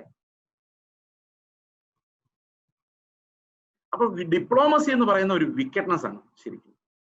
When it ഡിസീവ്സ് us and others. ഇല്ല എന്നുള്ളത് ഉവെന്ന് തോന്നിപ്പിക്കുന്ന ഡിപ്ലോമസികളെല്ലാം മനുഷ്യരെ കാണിക്കാൻ വേണ്ടി ചെയ്യുന്നതല്ല, കടമ തീർക്കാൻ വേണ്ടി ചെയ്യുന്നതല്ല, ശരിക്കും മറ്റുള്ളവരുടെ മുമ്പിൽ വിളങ്ങാൻ വേണ്ടി ചെയ്യുന്നതല്ല, ശരിക്കും ഊവല്ല, അതിനകത്തൊരു ഇല്ല ഉണ്ട്. ശരിയാണോ ഞാൻ പറഞ്ഞത്? നമ്മൾ വേറൊരാളെ മനുഷ്യരെ പ്രസാദിപ്പിക്കാൻ ശ്രമിക്കുന്ന എല്ലാ ശ്രമങ്ങളുടെ ഉള്ളിലും എല്ലാ ഉവിനകത്തും ഒരു ഇല്ല ഉണ്ട്. അതുകൊണ്ടാണ് നമ്മൾ മനുഷ്യരെ പ്രസാദിപ്പിക്കുന്നവരാകരുത് എന്ന് വേദപുസ്തകം നമ്മളെ പഠിപ്പിക്കുന്നത്. ഇത് വലിയ പാടുള്ള കാര്യമാണ്. കാരണം നമ്മൾ വിചാരിച്ചാലും തീരുമാനം എടുത്താലും നമുക്ക് അങ്ങനെ ആകാൻ കഴിയില്ല. നമുക്ക് ദൈവം തരുന്ന വിശദീകരണം ഉണ്ടെങ്കിൽ മാത്രമേ നമുക്ക് ഉവ് എന്നുള്ളതിലേക്ക് നമ്മുടെ ജീവിതത്തെ എത്തിക്കാൻ കഴിയുള്ളൂ. Only God can sanctify us in his truth. സത്യം നമ്മളെ വിശദീകരിക്കും. അവർ സത്യത്താൽ വിശദീകരിക്കപ്പെടുമെന്നാണ് കർത്താവ് പറയുന്നത്, അല്ലെ? Truth shall sanctify them. അവർ സത്യം അറിയുകയും സത്യം അവരെ സ്വതന്ത്രരാക്കുകയും ചെയ്യും. അപ്പൊ ട്രൂത്ത് എന്ന് പറയുന്നത് ആ ഊവിനകത്താണ്. ഇല്ല അതിന്റെ കൂടെ മിക്സ് ആവാൻ പറ്റത്തില്ല. We cannot deceive people by diplomacy. We cannot say half lies. White lies, black lies and statistics. അങ്ങനെ പണ്ടൊരു പ്രയോഗം ഉണ്ട്. വെളുത്ത കള്ളങ്ങൾ, കറുത്ത കള്ളങ്ങൾ. അത് true lies, false lies and statistics ആൾക്കാർ പറയാറുണ്ട്. പഴയൊരു ബ്രിട്ടീഷ് പ്രധാനമന്ത്രി പറഞ്ഞൊരു സ്റ്റേറ്റ്മെന്റ് ആണ്. പലതരത്തിലുള്ള കള്ളങ്ങൾ, രക്ഷപ്പെടാൻ വേണ്ടി പറയുന്ന, ഗുണത്തിനായി പറയുന്ന കള്ളങ്ങൾ, കുരുക്കിടാൻ വേണ്ടി പറയുന്ന കള്ളങ്ങൾ. പിന്നെയുള്ളത് സ്റ്റാറ്റിസ്റ്റിക്സ് എന്ന് പറയുന്നൊരു സാധനം. അത് പിന്നെ ഇവിടെ വിശദീകരിക്കുന്നതിൽ കാര്യമില്ല. അപ്പൊ എല്ലാ തരത്തിലുള്ള വഞ്ചനയും, ഡബിൾ മൈൻഡഡ്നെസ്, ഇതൊന്നും ഇല്ലാതെ നിർമ്മലതയിലും ദൈവം തരുന്ന വിശദീകരണത്തിലുമാണ് സുവിശേഷം എപ്പോഴും ഇരിക്കുന്നത്. അത് ജഡത്തിന്റെ ശക്തിയിലല്ല, ബുദ്ധിയിലല്ല, വാക്കുകളുടെ ഡിസ്പ്ലേയിലല്ല, അതിന്റെ പ്രയോഗത്തിലല്ല. ഇതെല്ലാം ദൈവത്തിന്റെ ആത്മാവ് നമുക്ക് തരുന്ന ജീവന്റെ പ്രകാശനത്തിലാണ് സുവിശേഷം പ്രസംഗിക്കപ്പെടുന്നത്. 20-ാം വാക്യം, ദൈവത്തിന്റെ വാഗ്ദത്തങ്ങൾ എത്രയുണ്ടെങ്കിലും. അപ്പൊ ശരിക്കും നമ്മുടെ വിശ്വാസത്തിന്റെ ഫൗണ്ടേഷൻ എന്ന് പറയുന്നത് ദൈവത്തിന്റെ വാഗ്ദത്തങ്ങളാണ്. എന്താണ് ദൈവത്തിന്റെ വാഗ്ദത്തം? അവയാൽ നാം വിലയേറിയതും അതിമഹത്വങ്ങളെയും പ്രാപിച്ചിരിക്കുന്നു. ആ വാഗ്ദത്തങ്ങളെല്ലാം ക്രിസ്തുവിൽ ഉവ് എന്നാണ്. അത് പിന്നെ ഇല്ല എന്ന് വരുന്നില്ല, അതിനകത്തൊരു വഞ്ചനയില്ല. We will receive what God has promised. ദൈവം നമുക്ക് തരുന്ന വാഗ്ദത്തങ്ങളെല്ലാം ഉവ് എന്ന് തന്നെ. ഓക്കെ,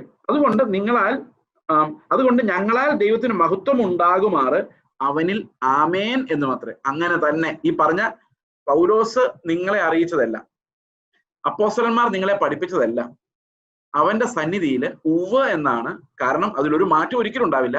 അത് ദൈവത്തിന്റെ സന്നിധിയിൽ നിങ്ങൾക്ക് പ്രശംസയ്ക്കും അഭിമാനത്തിനും കാരണമാകും. അതുകൊണ്ട് ഇത് ആമേൻ എന്നും കൂടെയാണ് എന്ന് പറഞ്ഞു കഴിഞ്ഞാൽ അത് അങ്ങനെ തന്നെ സത്യം. It is just like that. അത് അങ്ങനെ തന്നെ ആകട്ടെ. So there is no deception there. ഇരുളിനോട് കൂടെ, വെളിച്ചത്തോടു കൂടി ഇരുളിന് വസിക്കുവാൻ സാധിക്കില്ല. ഓക്കെ, അവൻ നമ്മെ മുദ്രയിട്ടും ആത്മാവെന്ന അച്ചാരം നമ്മുടെ ഹൃദയങ്ങളിൽ തന്നുമിരിക്കുന്നു. അപ്പൊ ഇത് എഫെസ്യ ലേഖനം 1-ാം അധ്യായത്തിന്റെ 12-ാം വാക്യം ഇതിന്റെ ഒരു റിഫ്ലക്ഷൻ ആണ്. അവൻ നമ്മെ മുദ്രയിട്ടും, സീൽ ചെയ്തു. ആത്മാവിന്റെ മുദ്ര. എപ്പോഴാണ് ആത്മാവിന്റെ മുദ്ര വരുന്നത്? നമ്മൾ എപ്പോ വീണ്ടും ജനിക്കുന്നു അപ്പൊ നമ്മുടെ മേലിൽ ആത്മാവിന്റെ മുദ്രയുണ്ട്. We are sealed by the spirit. ആത്മാവിന്റെ മുദ്ര.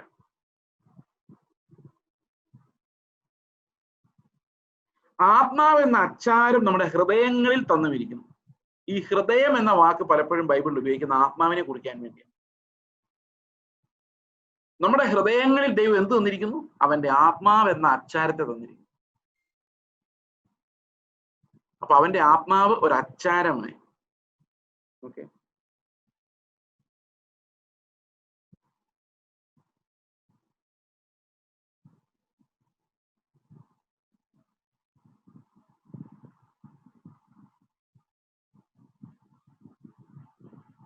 ഈ ഇംഗ്ലീഷ് സ്റ്റാൻഡേർഡ് വേർഷനെ പറഞ്ഞിരിക്കുന്നത് ഒരു ഗ്യാരണ്ടി ആയിട്ടെന്നാണ്. അച്ചാരം എന്നുള്ള വാക്കിന് ശരിക്കുള്ള അർത്ഥം ഗ്യാരണ്ടി എന്നാണ്. എത്രയെല്ലാം ആളുകളുടെ ഉള്ളിൽ ആത്മാവിന്റെ മുദ്രയുണ്ട്, ഏതെല്ലാം ആളുകൾ ആത്മാവ് അകത്തുണ്ട്, അവർക്കെല്ലാം ഈ വാഗ്ദാനങ്ങളുടെ ഗ്യാരണ്ടി ഉണ്ട്. നിങ്ങളുടെ ഉള്ളിൽ ആത്മാവ് ഉണ്ടെങ്കിൽ that's A seal, that's A guarantee. എന്തിന്റെ ഗ്യാരണ്ടിയാണ്? നേരത്തെ പറഞ്ഞതുപോലെ എപ്പോഴും ഉവ്വ് എന്നായിട്ടുള്ള ദൈവിക വാഗ്ദത്തങ്ങളുടെ ഗ്യാരണ്ടിയാണ്. അതുകൊണ്ടാണ് സാൽവേഷൻ ഈസ് എ ഗ്യാരണ്ടി എന്ന് പറയുന്നത്. Salvation is guaranteed. ആ ഗ്യാരണ്ടി എങ്ങനെ തന്നിരിക്കും? നമ്മുടെ കയ്ക്കുന്ന ഗ്യാരണ്ടി കാർഡ് എന്താണ്? ആത്മാവ് നമ്മുടെ ഉള്ളിൽ ഉണ്ടെന്നുള്ളതാണ്. That's the guarantee of salvation. Sealed, we are sealed. Okay, ആത്മാവ് നമ്മുടെ ഉള്ളിൽ ഉണ്ടെന്നുള്ളത് നമ്മുടെ വാഗ്ദത്തങ്ങളുടെ നിശ്ചയം നമുക്ക് നൽകുന്ന കാര്യമാണ്. അതായത് എപ്പോഴും നമ്മൾ മനസ്സിലാക്കേണ്ട ഒരു കാര്യം, വാഗ്ദത്തങ്ങളെ സംശയിക്കാൻ ബൈബിൾ ഒരിക്കലും അനുവദിക്കുന്നില്ല. ഞാൻ സ്വർഗത്തിൽ പോകുമോ ഇല്ലയോ, ദൈവത്തിന്റെ വാഗ്ദത്തം എനിക്ക് ലഭിക്കുമോ ഇല്ലയോ എന്ന് സംശയിക്കാൻ വേദപുസ്തകം ഒരിക്കലും നമ്മളെ അനുവദിക്കുന്നില്ല. അതെപ്പോഴും ഉവ്വ് എന്ന് തന്നെയാണ്. അവന്റെ വാഗ്ദത്തങ്ങൾ എപ്പോഴും ഉവ്വ് എന്നായിരിക്കണം. നിങ്ങളിൽ ആരെങ്കിലും ആ ഉവ്വ് നഷ്ടപ്പെട്ടതായി മാറരുത് എന്ന് പറഞ്ഞാൽ അതിനർത്ഥം ആ ഉവ്വ് എന്നുള്ളത് നിങ്ങളുടെ ഹൃദയത്തിൽ നിന്ന് പോകരുത്. ആ വാഗ്ദത്തങ്ങളിലുള്ള ആശ്രയം നഷ്ടപ്പെടരുത്. So if God has promised you eternal salvation, he has guaranteed you with his spirit. അവന്റെ ആത്മാവിനാൽ നിങ്ങൾക്ക് അവനത് ഗ്യാരണ്ടി തന്നിട്ടുണ്ട്. അതുകൊണ്ട് വേദപുസ്തകം എപ്പോഴും നമ്മളെ പഠിപ്പിക്കുന്നത് ആ സ്വർഗത്തിൽ പോകുമെന്നുള്ള ഉറപ്പ് പ്രാപിക്കാനാണ്, സംശയിക്കാനല്ല. ഇന്നത്തെ കാലത്ത് ഏറ്റവും കൂടുതൽ വ്യാപരിച്ചിരിക്കുന്ന ഒരു ദുരുപദേശം എന്ന് പറയുന്നത് പെലേജിനിസം എന്ന് പറയുന്ന ഒരു ഉപദേശമാണ്. പെലേജിനിസത്തിന്റെ ഏറ്റവും വലിയ പ്രത്യേകത എന്ന് പറയുന്നത് നമ്മുടെ വർക്കാണ് നമ്മുടെ രക്ഷയ്ക്ക് ആധാരം.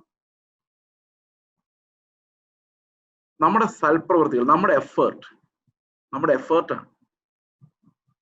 അപ്പൊ എന്തോ ഒരു എഫേർട്ട് വേണമെന്ന് അറിയത്തില്ലാത്തത് കൊണ്ട് ദൈവം എന്ന ഉറപ്പുള്ള പാറയിലേക്ക് നമ്മൾ നോക്കാതെ മനുഷ്യപ്രവൃത്തികൾ എന്ന ബലഹീനമായ ആപേക്ഷികമായ കാര്യങ്ങളിലേക്ക് നമ്മൾ നോക്കുന്നത് കൊണ്ട് നമ്മൾ വാഗ്ദത്തങ്ങളെ കുറിച്ച് സംശയമുള്ളവരായി മാറും.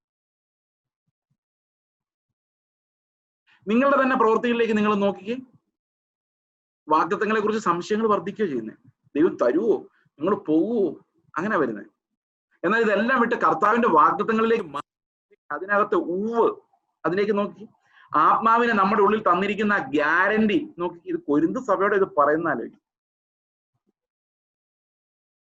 So God salvation is free and guaranteed.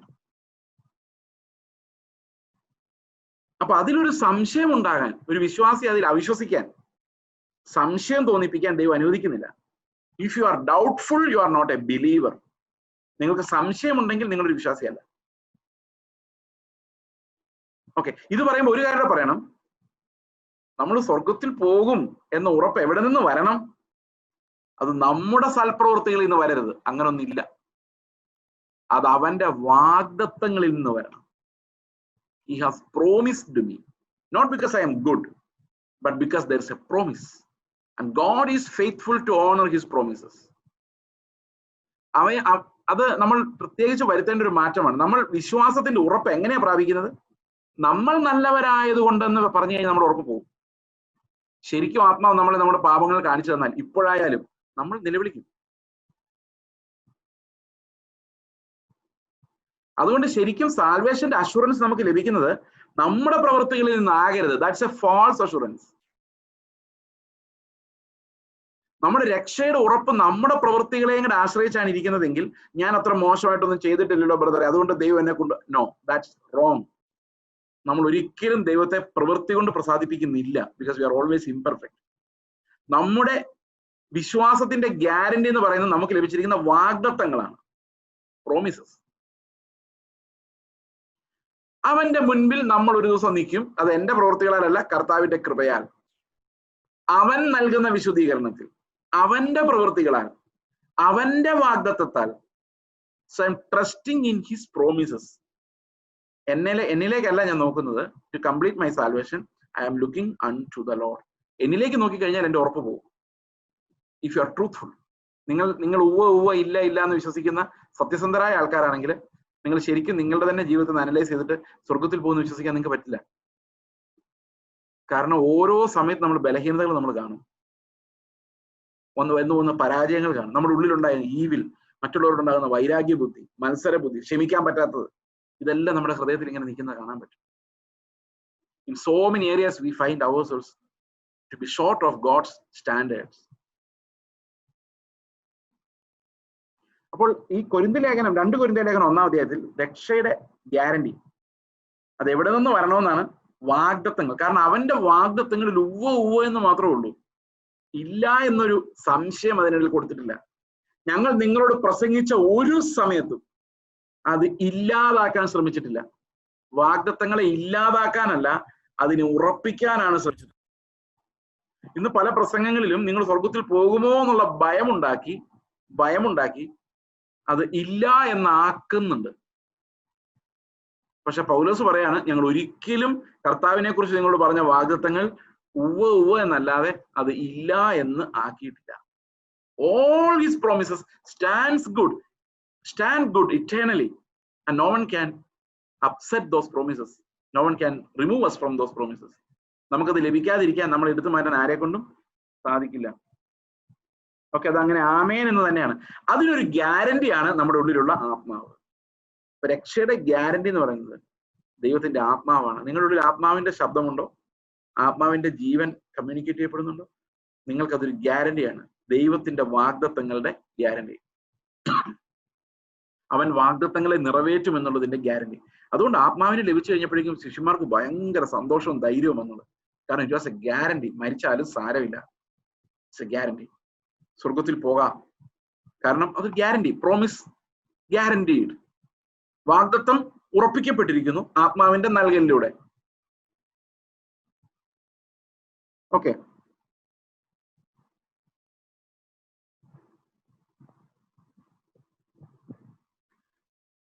അവൻ നമ്മെ മുദ്രയിട്ടും ആത്മാവ് എന്ന അച്ചാരം നമ്മുടെ ഹൃദയങ്ങളിൽ തന്നുമിരിക്കുന്നു.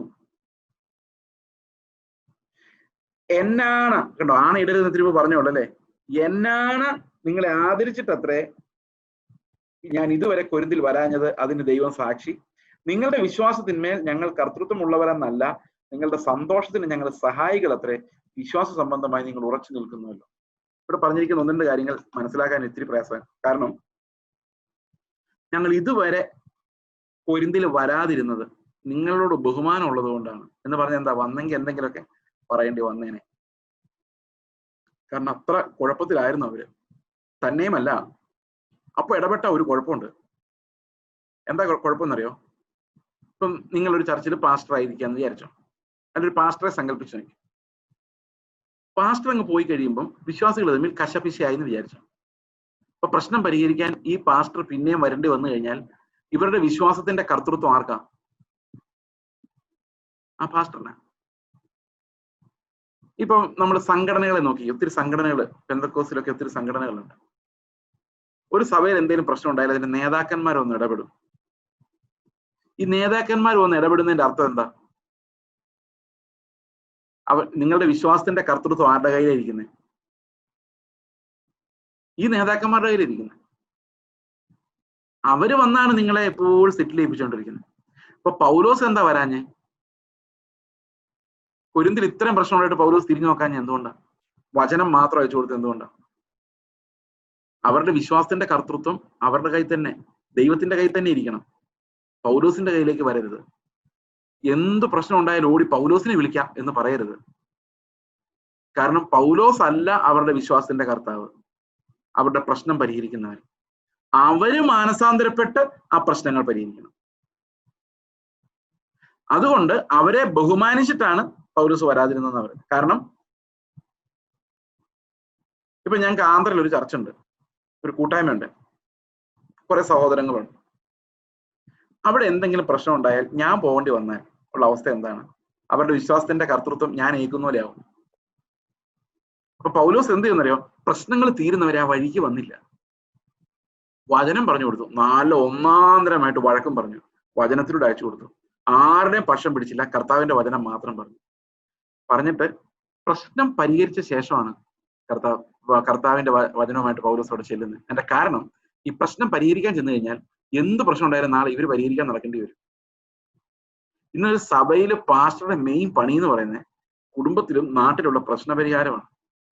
സഹോദരങ്ങളെ, നമ്മള് അങ്ങനെ ഒരാള് നമ്മുടെ വിശ്വാസത്തിന്റെ കർത്തൃത്വം ഏറ്റെടുക്കുകയല്ല. നമ്മൾ കർത്താവിൽ വളർന്ന് മാനസാന്തരപ്പെട്ട് നമ്മൾ ഓരോരുത്തരും ആ മെച്യൂർ ലൈഫിന്റെ ഉത്തരവാദികളായി മാറുക ചെയ്യേണ്ടത്. നിങ്ങളുടെ സന്തോഷത്തിൽ ഞങ്ങൾ സഹായികളെന്ന് മാത്രമേ പറയുന്നത്. ഞങ്ങൾ നിങ്ങളുടെ മേലിൽ ലോഡ് ഓവർ ചെയ്യരുത്. നിങ്ങൾ കർത്താവിൽ കണ്ടെത്തുന്ന സന്തോഷത്തിൽ ഞങ്ങൾ പങ്കാളികൾ, സഹായികൾ. നിങ്ങൾ ദൈവത്തെ തിരിച്ചറിയുമ്പോൾ, മാനസാന്തരപ്പെടുമ്പോൾ, കർത്താവിന്റെ ജീവൻ നിങ്ങൾ വ്യാപരിക്കുമ്പോൾ, നിങ്ങൾ ക്ഷമിക്കുമ്പോൾ, കരുണ കാണിക്കുമ്പോൾ നിങ്ങൾക്കുണ്ടാകുന്നൊരു സന്തോഷമുണ്ടല്ലോ, ആ സന്തോഷം നിങ്ങൾക്ക് ഉണ്ടാകാൻ വേണ്ടി സഹായിക്കുന്നവരായി മാത്രം ഞങ്ങൾ നിൽക്കാൻ ആഗ്രഹിക്കുന്നതുകൊണ്ടാണ്, നിങ്ങളെ ആദരിച്ചത് കൊണ്ടാണ് ഞങ്ങൾ ഇത്രയും നാളും കൊരിന്തിലേക്ക് വരാതിരുന്നത്. അതുകൊണ്ട് പ്രശ്നം പരിഹരിക്കാൻ വേണ്ടി ഓടി നടക്കുന്നത് അല്ല ദൈവിക മാർഗം എന്ന് പറയുന്നത്. നമുക്ക് ആരുടെയും വിശ്വാസത്തിന്റെ കർത്തൃത്വം ഇല്ല. ആരെയും അവരുടെ കാഴ്ചപ്പാടിന് മുകളിൽ നമുക്ക് നിർബന്ധിക്കാൻ പറ്റില്ല. ഓക്കെ, ഒരു മനുഷ്യനെയും നമ്മുടെ ആശ്രിതനാക്കി മാറ്റാൻ പറ്റത്തില്ല. ഒരു പ്രശ്നം ഉണ്ടായാൽ ആ ബ്രദറിനെ വിളിക്കാം, അങ്ങനെ ഒരു ആശ്രയം ആരോടും ഉണ്ടാകാൻ പാടില്ല. ദൈവമാണ് നമ്മുടെ കർത്താവ്, അവനാണ് വിശ്വാസത്തിന്റെ നായകൻ, വിശ്വാസത്തിന്റെ മെഷർ നമുക്ക് തന്നവൻ, അവനോടാണ് നമ്മുടെ കടപ്പാട്. പിന്നെ ശുശ്രൂഷകരല്ല ഇവിടെ പൗലോസ് പറയുന്നത്, നിങ്ങളുടെ സന്തോഷം, നിങ്ങളിൽ സന്തോഷം ഉണ്ടാകാൻ വേണ്ടി ഞങ്ങൾ നിങ്ങൾക്ക് സഹായികളാണ് എന്നുള്ളതാണ് ഞങ്ങളുടെ ഏറ്റവും വലിയ സന്തോഷം, പ്രശംസ. അപ്പൊ നിങ്ങൾ എല്ലാവരും കർത്താവിൽ സന്തോഷിക്കുമ്പോൾ ഞങ്ങളും അതിന്റെ കൂടെ സന്തോഷിക്കാനുള്ള സഹായികളാണ്. ഇന്ന് ഈ സംഘടനകളുടെ എല്ലാം ബലം എന്ന് പറയുന്നത് അവര് ഡയറക്ടറായും പ്രസിഡന്റായും ഇരുന്ന് പ്രശ്നം പരിഹരിക്കുന്നതാണ്. അതൊരു തരത്തിൽ പറഞ്ഞാൽ കർത്തൃത്വമാണ്. ജാതികളുടെ രാജാക്കന്മാർ അവരുടെ മേൽ കർത്തൃത്വം നടത്തുന്ന പോലെ നിങ്ങൾ എന്ത് കഴിക്കണമെന്നും എങ്ങനെ ഇരിക്കണമെന്നും എങ്ങനെ ചിന്തിക്കണമെന്നും എന്ത് മനസ്സിലാക്കണമെന്നും എല്ലാത്തിനും മേലും ഇന്ന് പാസ്റ്റർമാർക്ക് കർത്തൃത്വമാണ്. അങ്ങനെയല്ല പൗലോസ് ആയിരുന്നത്. ഒരു കാലത്ത് കുഞ്ഞുങ്ങളെ പോലെ ഇവരെ വളർത്തി, പക്ഷെ വലുതായി കഴിഞ്ഞപ്പോൾ എന്ത് ചെയ്തു? എത്ര വലുതായാലും ഞാൻ നിന്റെ അപ്പനായാലും ഞാൻ പറഞ്ഞ നീ അനുസരിക്കണം എന്നല്ല പറഞ്ഞത്. അവരെ വളരാൻ പൗലോസ് അനുവദിച്ചു, ഇടപെട്ടില്ല, പക്ഷെ സ്നേഹിച്ചു. വന്നപ്പോ പറഞ്ഞു, നിങ്ങളിൽ നിന്ന് എനിക്ക് നിങ്ങൾക്കും അങ്ങോട്ടും ഇങ്ങോട്ടും കൃപ പ്രാപിക്കേണ്ടതിന്, അങ്ങോട്ടും ഇങ്ങോട്ടും പങ്കുവെക്കേണ്ടതിന്, നിങ്ങൾ എനിക്കും ഞങ്ങൾ നിങ്ങൾക്കും പ്രശംസയ്ക്ക് കാരണമാകേണ്ടതിന് എന്നേ പറഞ്ഞുള്ളൂ. അതാണ് ശുശ്രൂഷയുടെ ഏറ്റവും പ്രധാനപ്പെട്ട ഒരു mystery. We are not lording over anyone, controlling anyone.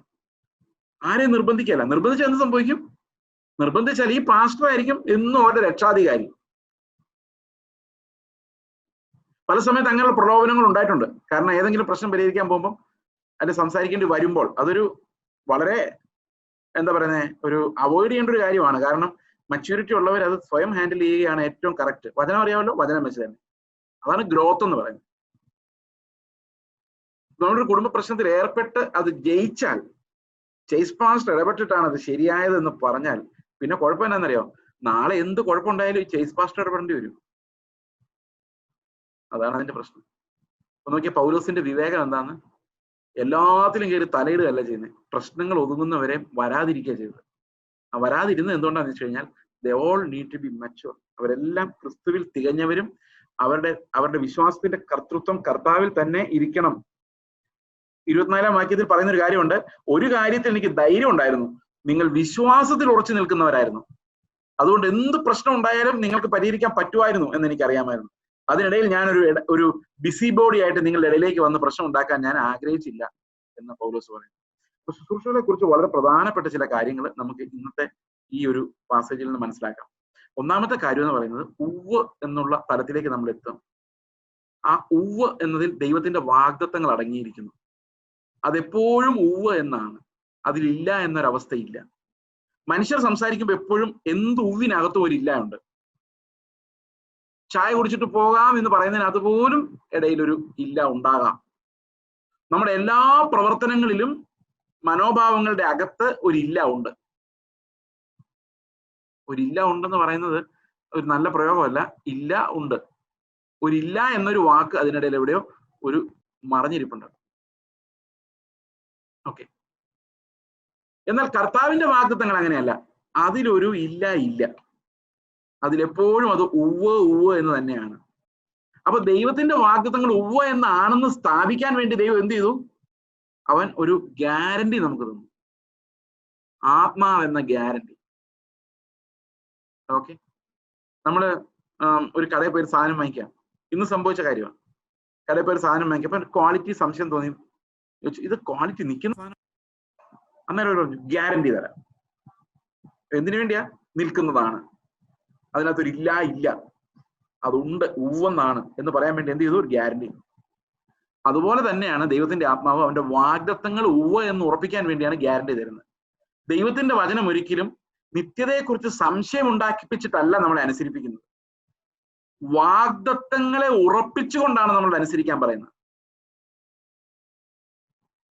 മാനുഷികമായ പ്രസംഗങ്ങളും ദൈവത്തിന്റെ വചനവും തമ്മിലുള്ള ഏറ്റവും വലിയ വ്യത്യാസം, മാനുഷികമായ പ്രസംഗങ്ങൾ ഭയപ്പെടുത്തിയും സ്വർഗത്തെ പെൻഡിങ്ങിൽ വെച്ചും നരകം എന്ന പോസിബിലിറ്റി കാണിച്ചു കൊടുത്തും വാഗ്ദത്തങ്ങളുടെ ഉറപ്പിനെ എടുത്തു കളഞ്ഞിട്ടാണ് വിശ്വാസികളോട് സംസാരിക്കുന്നത്. എന്നാൽ കർത്താവ് അങ്ങനെയല്ല, വാഗ്ദത്തങ്ങളെ ഉറപ്പിച്ചു കൊടുത്തുകൊണ്ടാണ് വിശുദ്ധീകരണത്തിന് വിളിക്കുന്നത്. വാഗ്ദത്തങ്ങളെ അസ്ഥിരപ്പെടുത്തിക്കൊണ്ടല്ല, ഉവ്വ് എന്നും ആമേനെന്നും പറഞ്ഞ് ദൈവത്തിന്റെ ആത്മാവിനാൽ മുദ്രയിട്ടുകൊണ്ടാണ്. അപ്പൊ നമ്മൾ എത്ര പേരെ മുദ്ര ഉള്ളതായിട്ട് കാണുന്നുണ്ട്, അനുഭവിക്കുന്നുണ്ട്? അങ്ങനെ ബോധ്യമുള്ളവർക്കാണ് വിശുദ്ധീകരണത്തിന്റെ സൽഫലങ്ങൾ അനുഭവിക്കാൻ സാധിക്കുന്നത്. ഇത്രയും ഭാഗം ഇവിടെ പൗലോസ് പറയുമ്പോൾ ഒരു കാര്യം ഉറപ്പിച്ചു പറയുന്നത്, വിശ്വാസ സംബന്ധമായി നിങ്ങൾ ഉറച്ചു നിൽക്കുന്നു, അതിൽ നിങ്ങൾക്ക് മാറ്റമില്ല എന്ന് എനിക്ക് അറിയാവുന്നത് കൊണ്ട് ഞാൻ ഇതിനിടയിൽ വന്നില്ല.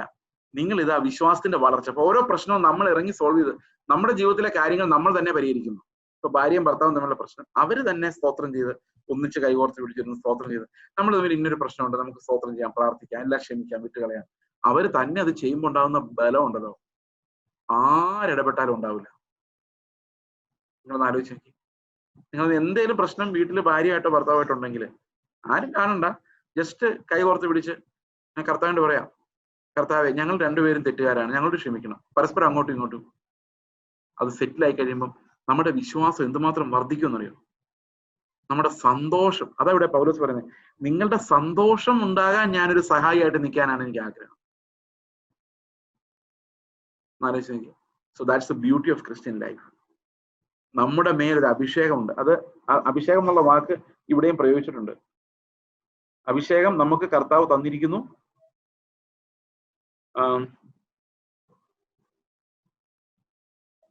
ഓക്കെ,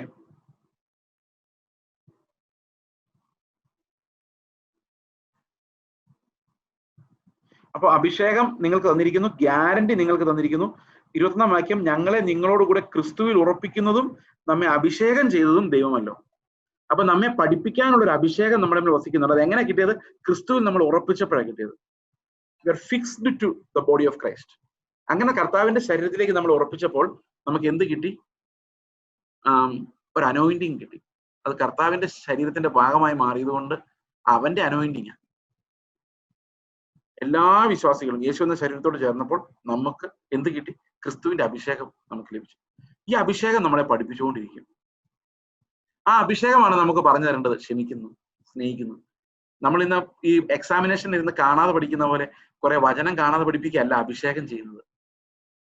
അഭിഷേകം നമ്മളെ പഠിപ്പിക്കുന്ന ക്രിസ്തുവിനെ പോലെ ജീവിക്കാനുള്ള പരിജ്ഞാനമാണ്. ക്ഷമിക്കാനും സ്നേഹിക്കാനും കരുണ കാണിക്കാനും വിട്ടുകൊടുക്കാനും നടക്കാനും ദൈവത്തിന്റെ കൂട്ടായ്മ ആചരിക്കാനും ഒക്കെ ഉള്ള ആ ഒരു പരിജ്ഞാനമാണ് ശരിക്കും കർത്താവിന്റെ ആത്മാവ് നമുക്ക് തരുന്ന ആ ഒരു ജ്ഞാനം എന്ന് പറയുന്നത്. അപ്പൊ ആ അനോയിന്റിങ് നമ്മളെ പഠിപ്പിക്കുന്ന എപ്പോഴും അങ്ങനെയാണ്. കുറെ പോയിന്റുകളല്ല, ലൈഫ് തന്നെ. ഇപ്പൊ നമ്മുടെ ലൈഫിൽ ആദ്യം നമ്മൾ ഈ അനോയിന്റിങ്, ഈ കർത്താവായ യേശുക്രിസ്തുവിനാണ്. ഇത് 1 യോഹന്നാൻ 2-ാം അധ്യായത്തിന്റെ 20-27 വാക്യങ്ങളിൽ അവന്റെ അഭിഷേകം നിങ്ങളിൽ ഇരിക്കുന്നു, അത് നിങ്ങളെ പഠിപ്പിക്കുന്നു. ആത്മാവ് നമ്മെ പഠിപ്പിച്ചുകൊണ്ടിരിക്കും. ആത്മാവ് പഠിപ്പിക്കുമ്പം ഈ പൗലോസ് പറഞ്ഞ പോലെയാ, അത് വിശുദ്ധീകരണത്തിലൂടെയും നിർമ്മലീകരണത്തിലൂടെയുമാണ് ദൈവത്തിന്റെ വചനത്തെ വെളിപ്പെടുത്തുന്നത്. അപ്പോൾ മറ്റുള്ളവരാൽ പ്രശ്നം പരിഹരിക്കപ്പെടുമ്പോഴല്ല, അവരവർ അത് പരിഹരിക്കുമ്പോഴാണ് വിശ്വാസത്തിൽ ക്രിസ്തുവിലേക്ക് നോക്കി അത് പരിഹരിക്കുമ്പോഴാണ് അതിന് കൂടുതൽ ബലവും ഉറപ്പും ഉണ്ടാകുന്നത്. നിങ്ങളുടെ വീടുകളിൽ പ്രശ്നങ്ങൾ ഉണ്ടെങ്കിൽ നിങ്ങൾ തീർച്ചയായിട്ടും you need to get into an agreement. നിങ്ങൾ തന്നെ കർത്താവിന് മുമ്പിൽ ഇരുന്ന്, ഭാര്യയും ഭർത്താവും മക്കളും ഇരുന്ന്, we need to pray and tell the Lord, oh Lord, we all have sinned against you. കർത്താവേ, ഞങ്ങൾ ഒന്നും സ്വയം പുകഴുന്നില്ല, ഞങ്ങളെല്ലാം പാപികളാണ്. നീ ഞങ്ങളോട് കാണിച്ച ദീർഘമായ ക്ഷമയ്ക്കായി സ്തോത്രം. പരസ്പരം അത് പരിഹരിക്കാൻ കഴിയുമ്പോൾ we become powerful and there will be an immense joy in us. ഭയങ്കരമായ ആനന്ദം. അതാ പൗലോസ് പറഞ്ഞ ആനന്ദത്തിൽ ഞങ്ങൾ സഹായികളാണ് എന്ന് പറയാനുള്ള കാരണം. ഒരു കാരണവും കൂടെ അവിടെ വരാതിരുന്നതിന് പൗലോസ് പറയുന്നുണ്ട്.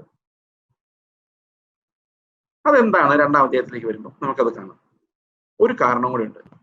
എന്നാൽ ഞാൻ വീണ്ടും നിങ്ങളുടെ അടുക്കൽ വരുന്നത് ദുഃഖത്തോടെ ആകരുതെന്ന് ഞാൻ നിർണയിച്ചു. എന്ന് പറഞ്ഞാൽ കുറച്ച് നേരത്തെ വന്നിരുന്നെങ്കിൽ ഇവിടെ വന്നിരുന്ന പൗലോസും കരയേണ്ടി വന്നേനെ. കാരണം പലപ്പോഴും നേതാക്കന്മാർ അല്ലെങ്കിൽ ലീഡർമാരെന്ന് വിചാരിക്കുന്നവർ വിചാരിക്കുന്നത് അവര് വിചാരിച്ചാൽ പ്രോബ്ലം സോൾവ് ചെയ്യാൻ പറ്റുമെന്ന്. പക്ഷെ പൗലോസിനറിയാം അവിടെ വന്നിരുന്നാൽ അവര് കരയുന്നതിന്റെ കൂടെ ഞാനും കരയുക എന്നുള്ളതല്ലാതെ എന്നെ കൊണ്ട് ഒന്നും നടക്കില്ല എന്നുള്ള കാര്യം പൗലോസിന് അറിയാമായിരുന്നു. അപ്പൊ ശരിക്കും ഈ ദുഃഖത്തിനിടയിലേക്ക് വന്ന് അവരെ നന്നാക്കാനൊന്നും പറ്റില്ലായിരുന്നു. അതുകൊണ്ട് അവിടെ വന്നിരുന്ന് ഇവരുടെ കൂടെ കരഞ്ഞ് ആ ദുഃഖത്തിൽ പങ്കാളികളാകാന്നുള്ളതല്ലാതെ യാതൊരു പ്രയോജനവും ഉണ്ടാവില്ല എന്ന് കണ്ടുകൊണ്ടാണ് വരാതിരുന്നത്. അപ്പൊ ശരിക്കും പൗലോസ് അവർക്കൊരു ടൈം കൊടുക്കുവായിരുന്നു. കർത്താവിന്റെ ആത്മാവ് പൗലോസിനെ അത് സഹായിച്ചിട്ടുണ്ടാവും. അവരെ ഞാൻ നോക്കിക്കോളാം. നമുക്ക് മറ്റുള്ളവരെ കുറിച്ച് ഭയങ്കര ഭാരമല്ലേ? പിള്ളേര് ശരിയാവോ, ഭാര്യ വിശ്വാസി വരുമോ, ഭർത്താവ് വിശ്വാസി വരുമോ, ഭയങ്കര ഭാരമല്ലേ? പൗലോസ് എന്താ ചെയ്തത്? കർത്താവിന് വിട്ടുകൊടുത്ത് സമാധാനമായിട്ടിരുന്നു. പറയാനുള്ളത് പറഞ്ഞു, പക്ഷെ വിട്ടുകൊടുത്തു. ദൈവം തക്ക സമയത്ത് പ്രവർത്തിക്കുമെന്ന് പൗലോസിന് അറിയാമായിരുന്നു. അല്ലെങ്കിൽ ഈ ദുഃഖത്തിനകത്തേക്ക് വന്ന് പുള്ളിയും ദുഃഖത്താൽ ഭാരപ്പെട്ട് ഒന്നും ചെയ്യാൻ പറ്റാത്തൊരവസ്ഥയിലേക്ക് പോകുമായിരുന്നു. ഓക്കെ, ഞാൻ നിങ്ങളെ ദുഃഖിപ്പിച്ചാൽ എന്നാൽ ദുഃഖിതനായവനല്ലാതെ എന്നെ സന്തോഷിപ്പിക്കുന്നതാണ്. അപ്പൊ ഞാൻ വന്ന് നിങ്ങളെ ദുഃഖിപ്പിച്ചു കഴിഞ്ഞാൽ നിങ്ങൾക്കും ദുഃഖം, എനിക്കും ദുഃഖം. അപ്പൊ എന്നെ സന്തോഷിപ്പിക്കാൻ ആരുമില്ല. ഇനി ആരെങ്കിലും സന്തോഷിപ്പിക്കണമെങ്കിൽ ആര് സന്തോഷിപ്പിക്കണം? ഇവിടെ ദുഃഖിച്ചിരിക്കുന്നവർക്ക് സന്തോഷിപ്പിക്കണം. അപ്പൊ ഞാൻ വന്നാൽ ദുഃഖം പെരുകുകയല്ലാതെ. ഞാൻ ഒരു 2 മാസം മുമ്പ് ഒരു കുടുംബത്തില്, ഞാൻ നേരിട്ട് കണ്ടിട്ടില്ല, ഓൺലൈൻ കുടുംബത്തിലെ വിഷയങ്ങളെ കുറിച്ച് സംസാരിക്കുമായിരുന്നു. എനിക്കൊരു കാര്യം മനസ്സിലായി. ഞാൻ സംസാരിക്കും തോറും പ്രശ്നം കുളമാവുകയാണ്, നന്നാവുമല്ല. ഞാൻ സംസാരിക്കുന്നിടത്തോളം അത് പ്രശ്നമാവുക. കാരണം എന്താ? ഇത് എനിക്ക് പറ്റുമെന്നാണ് ഞാൻ വിചാരിക്കുന്നത്. പക്ഷെ ദൈവം പറഞ്ഞില്ല നിന്നെ കൊണ്ട് പറ്റില്ല. അപ്പൊ ഞാൻ വിചാരിക്കും ഇപ്പൊ സോൾവ് ആയി. ആവില്ല. അപ്പോ അവര് കരയുന്ന കൂടെ ഞാനിരുന്ന് കരയാന്നുള്ളതല്ലാതെ എന്നെ ആശ്വസിപ്പിക്കാനോട് ആരും ഉണ്ടാവുകയില്ല. അപ്പൊ പൗലോസ് പറയുന്നത്, ഈ ദുഃഖത്തിൽ ഇരുന്നപ്പം നിങ്ങൾ കർത്താവിൽ നിന്ന് റിക്കവറി പ്രാപിക്കാതെ, പലപ്പോഴും വേദനയിലും ടെൻഷനിലിരിക്കുന്ന ആൾക്കാര്, അവരുടെ വചനം പറഞ്ഞു കൊടുക്കാനേ പറ്റും. നമുക്ക് അവരുടെ ആ ഭാരം എടുത്തു മാറ്റാൻ പറ്റില്ല. വിശ്വാസത്തിന്റെ കർത്തൃത്വം നമുക്കില്ല. അത് ദൈവത്തിന് മാത്രമേ ഉള്ളൂ. അപ്പൊ നമുക്ക് അവരുടെ വചനം പറഞ്ഞു കൊടുക്കാം, പ്രാർത്ഥിക്കാം, അവരുടെ കൂടെ ഇരിക്കാം. പക്ഷെ അവരുടെ വിശ്വാസത്തിന്റെ കർത്തൃത്വം നമ്മുടെ മേലില്ല. അത് ദൈവത്തിന്. അപ്പൊ ശരിക്കും ഒരു മിറക്കിൾ ചെയ്യണമെങ്കിൽ ദൈവത്തിന് മാത്രമേ പറ്റൂ. അതുകൊണ്ട് പൗലോസ് പറയാണ്, ഞാൻ നിങ്ങളുടെ അടുത്ത്. അപ്പൊ പൗലോസിന്റെ നിസ്സഹായതയെ കുറിച്ച് പൗലോസിന് എന്തുമാത്രം ഉൾക്കാഴ്ച ഉണ്ടായിരുന്നു ആലോചിച്ച് നോക്കി. He knew he was a weak vessel. He could not do anything. He can just come and cry. സന്തോഷിപ്പിക്കാൻ പോലും ആരും ഉണ്ടാകുമായിരുന്നില്ല. അവിടെ നിന്നൊരു ഇദ്ദേഹം വിഷമിപ്പിക്കുന്ന ഒരാൾ തന്നെ വന്ന് പിന്നെ സന്തോഷം കൊടുക്കേണ്ടി വന്നേനെ. അതുകൊണ്ട് പോൾ വെയിറ്റഡ്. പൗലോസ് തീരുമാനിച്ചു, വെയിറ്റ് ചെയ്യാം, വേണ്ട, തൽക്കാലം ഇങ്ങനെ വേണ്ട എന്ന് വിചാരിച്ചു. 3-ാം വാക്യം പറയുന്നു, ഞാൻ ഇത് തന്നെ എഴുതിയത് ഞാൻ വന്നാൽ എന്നെ സന്തോഷിപ്പിക്കേണ്ടിയവരാൽ ദുഃഖം ഉണ്ടാകരുതെന്ന് വെച്ചു. എന്റെ സന്തോഷം നിങ്ങൾക്ക് എല്ലാവർക്കും സന്തോഷമായിരിക്കുമെന്നും നിങ്ങൾ എല്ലാവരെ കുറിച്ചും വിശ്വസിച്ചിരിക്കൊണ്ടും ആവുന്നു. അപ്പം ശരിക്കും ഞാനൊരു സ്ഥലത്തേക്ക് വരാൻ ലേറ്റ് ആകാനുള്ള കാരണം പൗലോസ് പറയാണ്, എന്നെ സന്തോഷിപ്പിക്കാൻ അവിടെ വരുമ്പോൾ ആരും ഉണ്ടാവില്ല. ഇതിനകത്ത് വേറൊരു അർത്ഥം നമുക്ക് ഇതിന്റെ വരികൾക്കിടയിലൂടെ വായിക്കാം. Reading between the lines. എന്താണെന്നറിയാം? പൗലോസ് കൊരിന്തിൽ വരുമ്പോ അവിടെ പൗലോസിനെ സന്തോഷിപ്പിക്കാനുള്ള കുറെ ആൾക്കാരുണ്ട്. ഇപ്പൊ തമിഴ്നാട്ടിലുള്ള പോൾ മുരുകേഷ് ബ്രദർ ഇവിടെ നമ്മുടെ കൂടെ ഈ ഗ്രൂപ്പിലുണ്ട്, ഇരിപ്പുണ്ട്. നിങ്ങൾക്ക് വീഡിയോയിൽ കാണാം അദ്ദേഹത്തെ. പോൾ മുരുകേഷ്, അദ്ദേഹം തമിഴ്നാട്ടിലെ മിഷണറിയാണ്. ഞങ്ങൾ തമിഴ്നാട്ടിൽ പോകുമ്പം അദ്ദേഹം ഞങ്ങളെ സന്തോഷിപ്പിക്കേണ്ട ആളാണ്. കഞ്ഞിയൊക്കെ വെച്ച് തന്ന്, അല്ലെ താമസിക്കാൻ സ്ഥലമൊക്കെ തന്ന് സന്തോഷിപ്പിക്കേണ്ട ആളാണ്. അപ്പൊ സന്തോഷിപ്പിക്കേണ്ട കുറച്ച് ആൾക്കാർ അവിടെ ഉണ്ട്. അപ്പൊ ഞങ്ങൾ അവിടെ വരുമ്പോ ഇവരെ ചീത്ത പറയാനാ ചെല്ലുന്നെങ്കിൽ എങ്ങനെ ഉണ്ടായിരിക്കും? ആര് സന്തോഷിപ്പിക്കും? അപ്പൊ പൗലോസ് ശരിക്കും കൊരിന്ത് സഭയിലോട്ട് ചെല്ലുമ്പം ഈ കൊരിന്തിൽ ആരാണോ പൗലോസിനെ സ്വീകരിച്ച് വല്ല കഞ്ഞിയും ചായയും കൊടുക്കേണ്ടത്, അവർക്കിട്ട് തന്നെ നല്ല വർത്തമാനം പറയാൻ വേണ്ടിയാ പൗലോസ് അങ്ങോട്ട് ചെല്ലുന്നത്. എന്ന് പറഞ്ഞാൽ അവിടെ ഒരു മുഖപക്ഷമൊന്നും ഇല്ല. അതുകൊണ്ട് ശരിക്കും ആരാണോ സന്തോഷിപ്പിക്കേണ്ടത് അവരെ തന്നെ ദുഃഖിപ്പിക്കേണ്ടി വരും.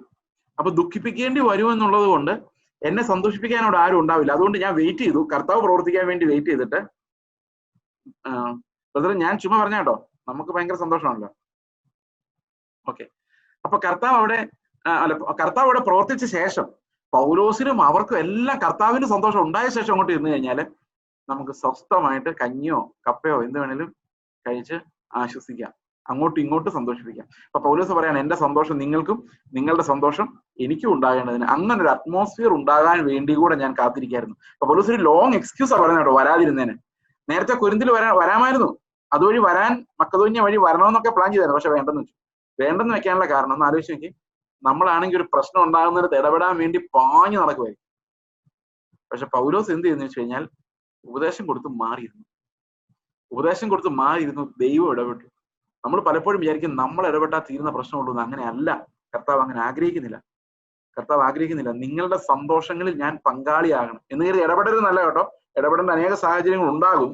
പക്ഷെ പൗലോസിന്റെ മനോഭാവം ഇതായിരുന്നു, ദുഃഖിച്ചിരിക്കുമ്പോ അങ്ങോട്ട് ചെല്ലരുത്. എങ്ങനെ ദുഃഖിച്ചിരിക്കുമ്പോഴാണ് ഇങ്ങനൊരു വിശുദ്ധീകരണത്തിന്റെ കാര്യത്തിൽ ദുഃഖിച്ചിരിക്കുന്ന ഒരവസരത്തിൽ. ഓക്കെ, അപ്പോൾ ഞാൻ നിങ്ങളുടെ അടുത്ത് വരുമ്പോൾ എന്റെ സന്തോഷം സ്പ്രെഡ് ചെയ്യുക. അപ്പൊ ഈ സന്തോഷം സ്പ്രെഡ് ചെയ്യുക എന്ന് പറയുന്ന ഒരു Christian disciplining and part of ലൈഫാണ്. നമ്മൾ ആരെ കാണുമ്പോഴും സംസാരിക്കുമ്പോഴും we spread joy of the Lord. നമ്മൾ ഈ പ്രൈസ് ദ ലോർഡ് എന്ന് പറയുന്നത് എന്തിനാ പ്രൈസ് ദ ലോർഡ് എന്ന് പറയുന്നത്? ഒരാളെ കാണുമ്പോൾ ചില അമ്മമാരൊക്കെ പറയുന്നത്, പാസ്റ്റർ അങ്കിളിന് ഒരു സ്തോത്രം കൊടുത്താൽ മതി. പാസ്റ്റർ അങ്കിളിന് എന്തിനായി സ്തോത്രം? എന്താ പ്രയോജനം? ആർക്കാ സ്തോത്രം? ഒരു പ്രൈസ് ദ ലോർഡ് പറഞ്ഞവനെ എന്താ അതിനർത്ഥം? ഞാനിപ്പം പോൾ മുരുകേഷ് ബ്രദറിനെ കാണുമ്പോൾ ഞാൻ ഇങ്ങനെ പറയാണ്, പ്രൈസ് ദ ലോർഡ് എന്ന് പറഞ്ഞതിന് അർത്ഥം എന്താണെന്നറിയോ? നിങ്ങളെ ക്ഷേമമായും സന്തോഷമായും ഇങ്ങനെ കാണാൻ ഇടവരുത്തിയ ദൈവത്തിന് ഞാൻ മഹത്വപ്പെടുത്തുന്നതിന്റെ അർത്ഥം. അപ്പൊ ശരിക്കും അങ്ങോട്ടും ഇങ്ങോട്ടും ആനന്ദം പകരുന്ന ഒരു വാക്കത്. പ്രൈസ് ദ ലോർഡ് എന്ന് പറയും, നിങ്ങളെ ഇങ്ങനെ ക്ഷേമമായി കാണുവാൻ ദൈവം അനുവദിച്ചതിനായിട്ട് സ്തോത്രം. അങ്ങനെ നമ്മൾ ഓരോരുത്തരും പറയുന്നു. അപ്പൊ നമ്മുടെ ആങ്സൈറ്റീസ് അല്ല, നമ്മൾ എപ്പോഴും പങ്കുവെക്കുന്ന സ്നേഹമാണ്, സന്തോഷമാണ്, ദൈവത്തിന്റെ സന്തോഷം, കർത്താവ് തരുന്ന സന്തോഷം. എവറി കോൺവെർസേഷൻ, വീട്ടിൽ നമ്മൾ നടന്ന ഓരോ സംഭാഷണവും ശാസന വേണ്ടെന്നല്ല, പറയേണ്ടത് പറയുകയും ചെയ്യണം. പക്ഷെ അത് സന്തോഷിപ്പിക്കാൻ ഉള്ള ഒരു കടമയും കൂടെ നമുക്കുണ്ട്. We need to make them rejoice in their salvation. നിരാശപ്പെടുത്തി കളയരുത്. Need to make them rejoice in the Lord. സന്തോഷമായിട്ടേ ചെല്ലാവുള്ളൂ. We should always have that baggage of joy with us. Gift of joy, treasure of joy with us. അപ്പൊ ശരിക്കും ശുശ്രൂഷകളിൽ പഠിക്കേണ്ട ഒത്തിരി കാര്യങ്ങൾ. നമ്മൾ പലരും ശുശ്രൂഷകരെന്ന പേരുള്ളവരായിരിക്കില്ല, എങ്കിലും എന്തെങ്കിലും രീതിയിൽ ശുശ്രൂഷിക്കുന്നവരും നമ്മുടെ ജീവിതത്തിൽ പലവിധമായ പ്രതിസന്ധികൾ നേരിടുന്നവരായിരിക്കും. അവിടെ എല്ലാം കർത്താവിന്റെ വചനം നമ്മളെ പഠിപ്പിക്കുന്നത് ഹമ്പിൾ ആയിട്ട് ദൈവത്തിന് വിട്ടുകൊടുക്കുക. നമ്മൾ എല്ലാവരുടെയും വിശ്വാസത്തിന്റെ കർത്താക്കന്മാരായി മാറാതിരിക്കുക. വേറൊരാളുടെ വിശ്വാസത്തെ ഞാൻ നിയന്ത്രിക്കാൻ ശ്രമിക്കാതിരിക്കുക. ദൈവത്തിന് വിട്ടുകൊടുക്കുക. കർത്താവ് അവരെ വിശ്വാസത്തിന്റെ നായകനും പൂർത്തി വരുന്നവനുമായ കർത്താവ് അവരിൽ പ്രവർത്തിക്കാൻ വേണ്ടി വിട്ടുകൊടുക്കുക, ഉപദേശിക്കുക, കാത്തിരിക്കുക, പ്രാർത്ഥിക്കുക. Let God be their arbitrator. Let God speak to them, give them the assurance, give them faith. Okay, 4 വാക്യങ്ങൾ വായിച്ച് നമുക്കിത് ഇന്നത്തെ സെഷൻ അവസാനിപ്പിക്കാം. വളരെ കഷ്ടവും മനോവ്യസനവും ഉണ്ടായിട്ട് വളരെ കണ്ണുനീരോടുകൂടി ഞാൻ നിങ്ങൾക്ക് എഴുതിയത് നിങ്ങൾ ദുഃഖിക്കേണ്ടതിനല്ല, എനിക്ക് നിങ്ങളോടുള്ള വലിയ സ്നേഹം നിങ്ങൾ അറിയേണ്ടതിനല്ല. അപ്പം നമുക്കറിയാം 1 കൊരിന്ത്യർ ലേഖനം ശരിക്കും നമ്മൾ വായിക്കുമ്പോൾ നമുക്ക് വലിയ കരച്ചിലൊന്നും വരുന്നില്ല. അതിന്റെ കാരണം എന്താണെന്നറിയോ? നമ്മളോടല്ല എന്ന് തോന്നുന്നുണ്ടാ. ശരിക്കും ആ കൊരിന്ത് സഭക്കാരത് വായിച്ചിട്ട് ശരിക്കും വിഷമിച്ചിട്ടുണ്ട്, ദുഃഖിച്ചിട്ടുണ്ട്. ആ ദുഃഖത്തെ കുറിച്ച് 10-ാം അധ്യായത്തിന്റെ 7-ാം വാക്യത്തിലൊക്കെ പൗലോസ് പറയുന്നു. വല്ലാതെ അവർ ദുഃഖിച്ചു. അപ്പൊ ആ ദുഃഖം വന്നത് എന്തുകൊണ്ട് അത്രയും വിഷമിച്ച് പറയാനുള്ള കാരണം ഇവരെ മക്കളെ പോലെ പൗലോസ് കരുതുന്നത് കൊണ്ടാണ്. അപ്പൊ സ്നേഹത്തിലാണ് ശാസനകളുള്ളത്, തിരുത്തലുകളുള്ളത്. അപ്പൊ നിങ്ങളെല്ലാം ദുഃഖിപ്പിച്ചിട്ടുണ്ടെങ്കിൽ that's because I love you that much എന്നാണ് പൗലോസ് പറയുന്നത്. അപ്പൊ വലിയൊരു ദുഃഖം ഒരു സന്തോഷമായി മാറുന്നതാണ് നമ്മൾ 2 കൊരിന്ത്യർ ലേഖനത്തിൽ കാണുന്നത്. 1 കൊരിന്ത്യർ ലേഖനം എഴുതുമ്പോൾ പൗലോസ് ഞെരങ്ങി നീറിയുമാണ് എഴുതുന്നത്. 2 കൊരിന്ത്യർ ലേഖനത്തിൽ ചില ഭാഗങ്ങളിൽ പൗലോസ് ആ ഞെരക്കം ആവർത്തിക്കുന്നുണ്ട്. പക്ഷെ 2 കൊരിന്ത്യർ ലേഖനത്തിന്റെ പൊതുവായ ടോൺ എന്ന് പറയുന്നത് സന്തോഷമാണ്, ക്രിസ്തുവിലുള്ള ആനന്ദമാണ്, രക്ഷയുടെ സെലിബ്രേഷനാണ്. സഹോദരങ്ങളോടുള്ള പങ്കുവെക്കലുകളാണ്. കർത്തൃത്വം നടത്തിയല്ല, അവരെ കർത്താവിങ്കിലേക്ക് നടത്തി, വിശ്വാസത്തിന്റെ ശരിയായ കർത്താവിങ്കിലേക്ക് നടത്തി, ആ കർത്താവ് അവരിൽ പ്രവർത്തിക്കുന്നത് കണ്ട് സന്തോഷിക്കുവാനുള്ള ഒരു ആറ്റിറ്റ്യൂഡാണ് പൗലോസിൽ നമ്മൾ കാണുന്നത്. അതുപോലെ പറയാണ്, ഞാൻ നിങ്ങളുടെ അടുത്ത് വന്നാൽ ഒരു മുഖം നോക്കാതെ നിങ്ങൾ ചീത്ത പറഞ്ഞു, അതുകൊണ്ടാണ് ഞാൻ ആ സമയത്ത് നിങ്ങളുടെ അടുത്ത് വരാതിരുന്നത്. നിങ്ങളിൽ ദൈവം പ്രവർത്തിക്കട്ടെ എന്ന് ഞാൻ വിചാരിക്കുന്നു. He is your Lord and my Lord who gives us salvation. നമുക്ക് പ്രാർത്ഥിക്കാം. ഇപ്പൊ നമ്മൾ ഈ കൊരിന്ത്യർ ലേഖനത്തിന്റെ ഓരോ വരികളിലൂടെയും കയറി ഇറങ്ങുകയാണ്. എന്താണ് പൗലോസ് ഉദ്ദേശിക്കുന്നത്? ഇതൊരു പ്രസംഗമല്ല. ഇത് ശരിക്കും വചനം നമ്മൾ ഒന്നിച്ചു വായിക്കുന്നു എന്നുള്ളതേ ഉള്ളൂ. നമ്മൾ എല്ലാവരോടും സുവിശേഷം പറയണം.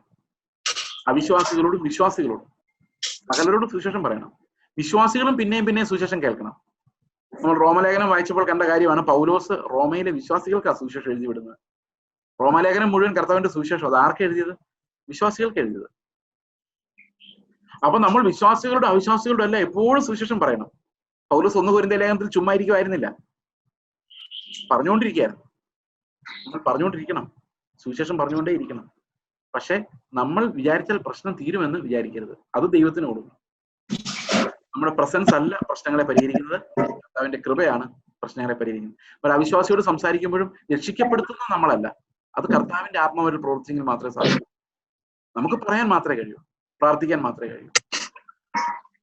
അതുകൊണ്ട് കർത്തൃത്വം പൂർണ്ണമായിട്ടും നമ്മുടെ ശുശ്രൂഷകളുടേതായാലും കർത്തൃത്വം പൂർണ്ണമായിട്ടും ദൈവത്തിന് കൊടുക്കുന്നതാണ് ശരിക്കുമുള്ള ശുശ്രൂഷയുടെ അടിസ്ഥാനം. ഓക്കെ, നമുക്ക് ഇനി എന്തെങ്കിലും ചോദ്യങ്ങളോ സംശയങ്ങളോ കൂടുതൽ എന്തെങ്കിലും ആഡ് ചെയ്യണമെന്ന് ആഗ്രഹം ഉണ്ടെങ്കിൽ നിങ്ങൾക്ക് ഈ സമയം ഉപയോഗിക്കാം.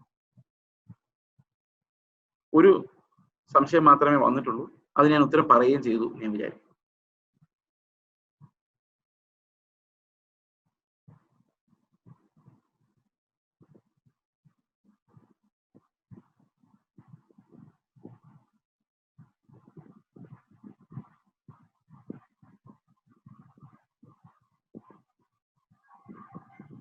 ആരും ഒന്നും ചോദിക്കുന്നില്ല അല്ലെ? കോൺട്രവേഴ്സീസ് ഒന്നും ഇല്ലാത്തതുകൊണ്ട് വാക്യങ്ങളിൽ. ഓക്കെ, അപ്പം നമുക്ക് അടുത്ത തിങ്കളാഴ്ച വൈകിട്ട് വീണ്ടും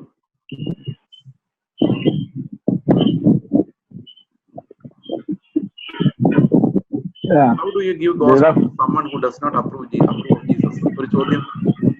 യേശുക്രിസ്തുവിന്റെ സുവിശേഷം നമ്മൾ പ്രസംഗിക്കുന്ന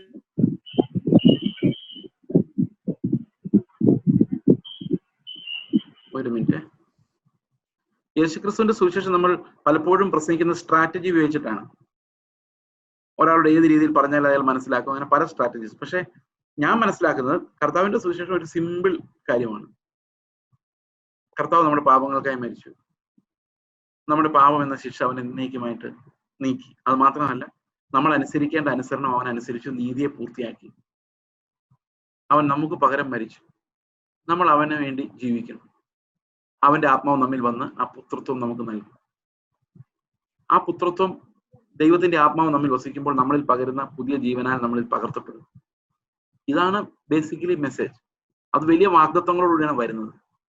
അതാണ് എല്ലാവരോടും, വിശ്വാസികളുടെ അവിശ്വാസികളുടെ എല്ലാം പറയാനുള്ളത് അത് തന്നെയാണ്. യോഹന്നാൻ 1-ാം അധ്യായത്തിന്റെ 12-ാം വാക്യം, അതുപോലെ റോമാലേഖനം മുഴുവൻ 4-ാം അധ്യായം, 3ഉം 4ഉം അധ്യായങ്ങൾ, 3, 4, 5.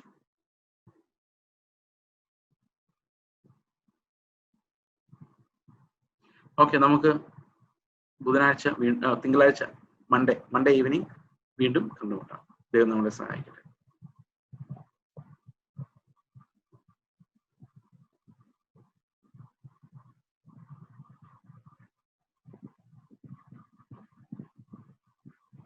പ്രാർത്ഥിക്കാം.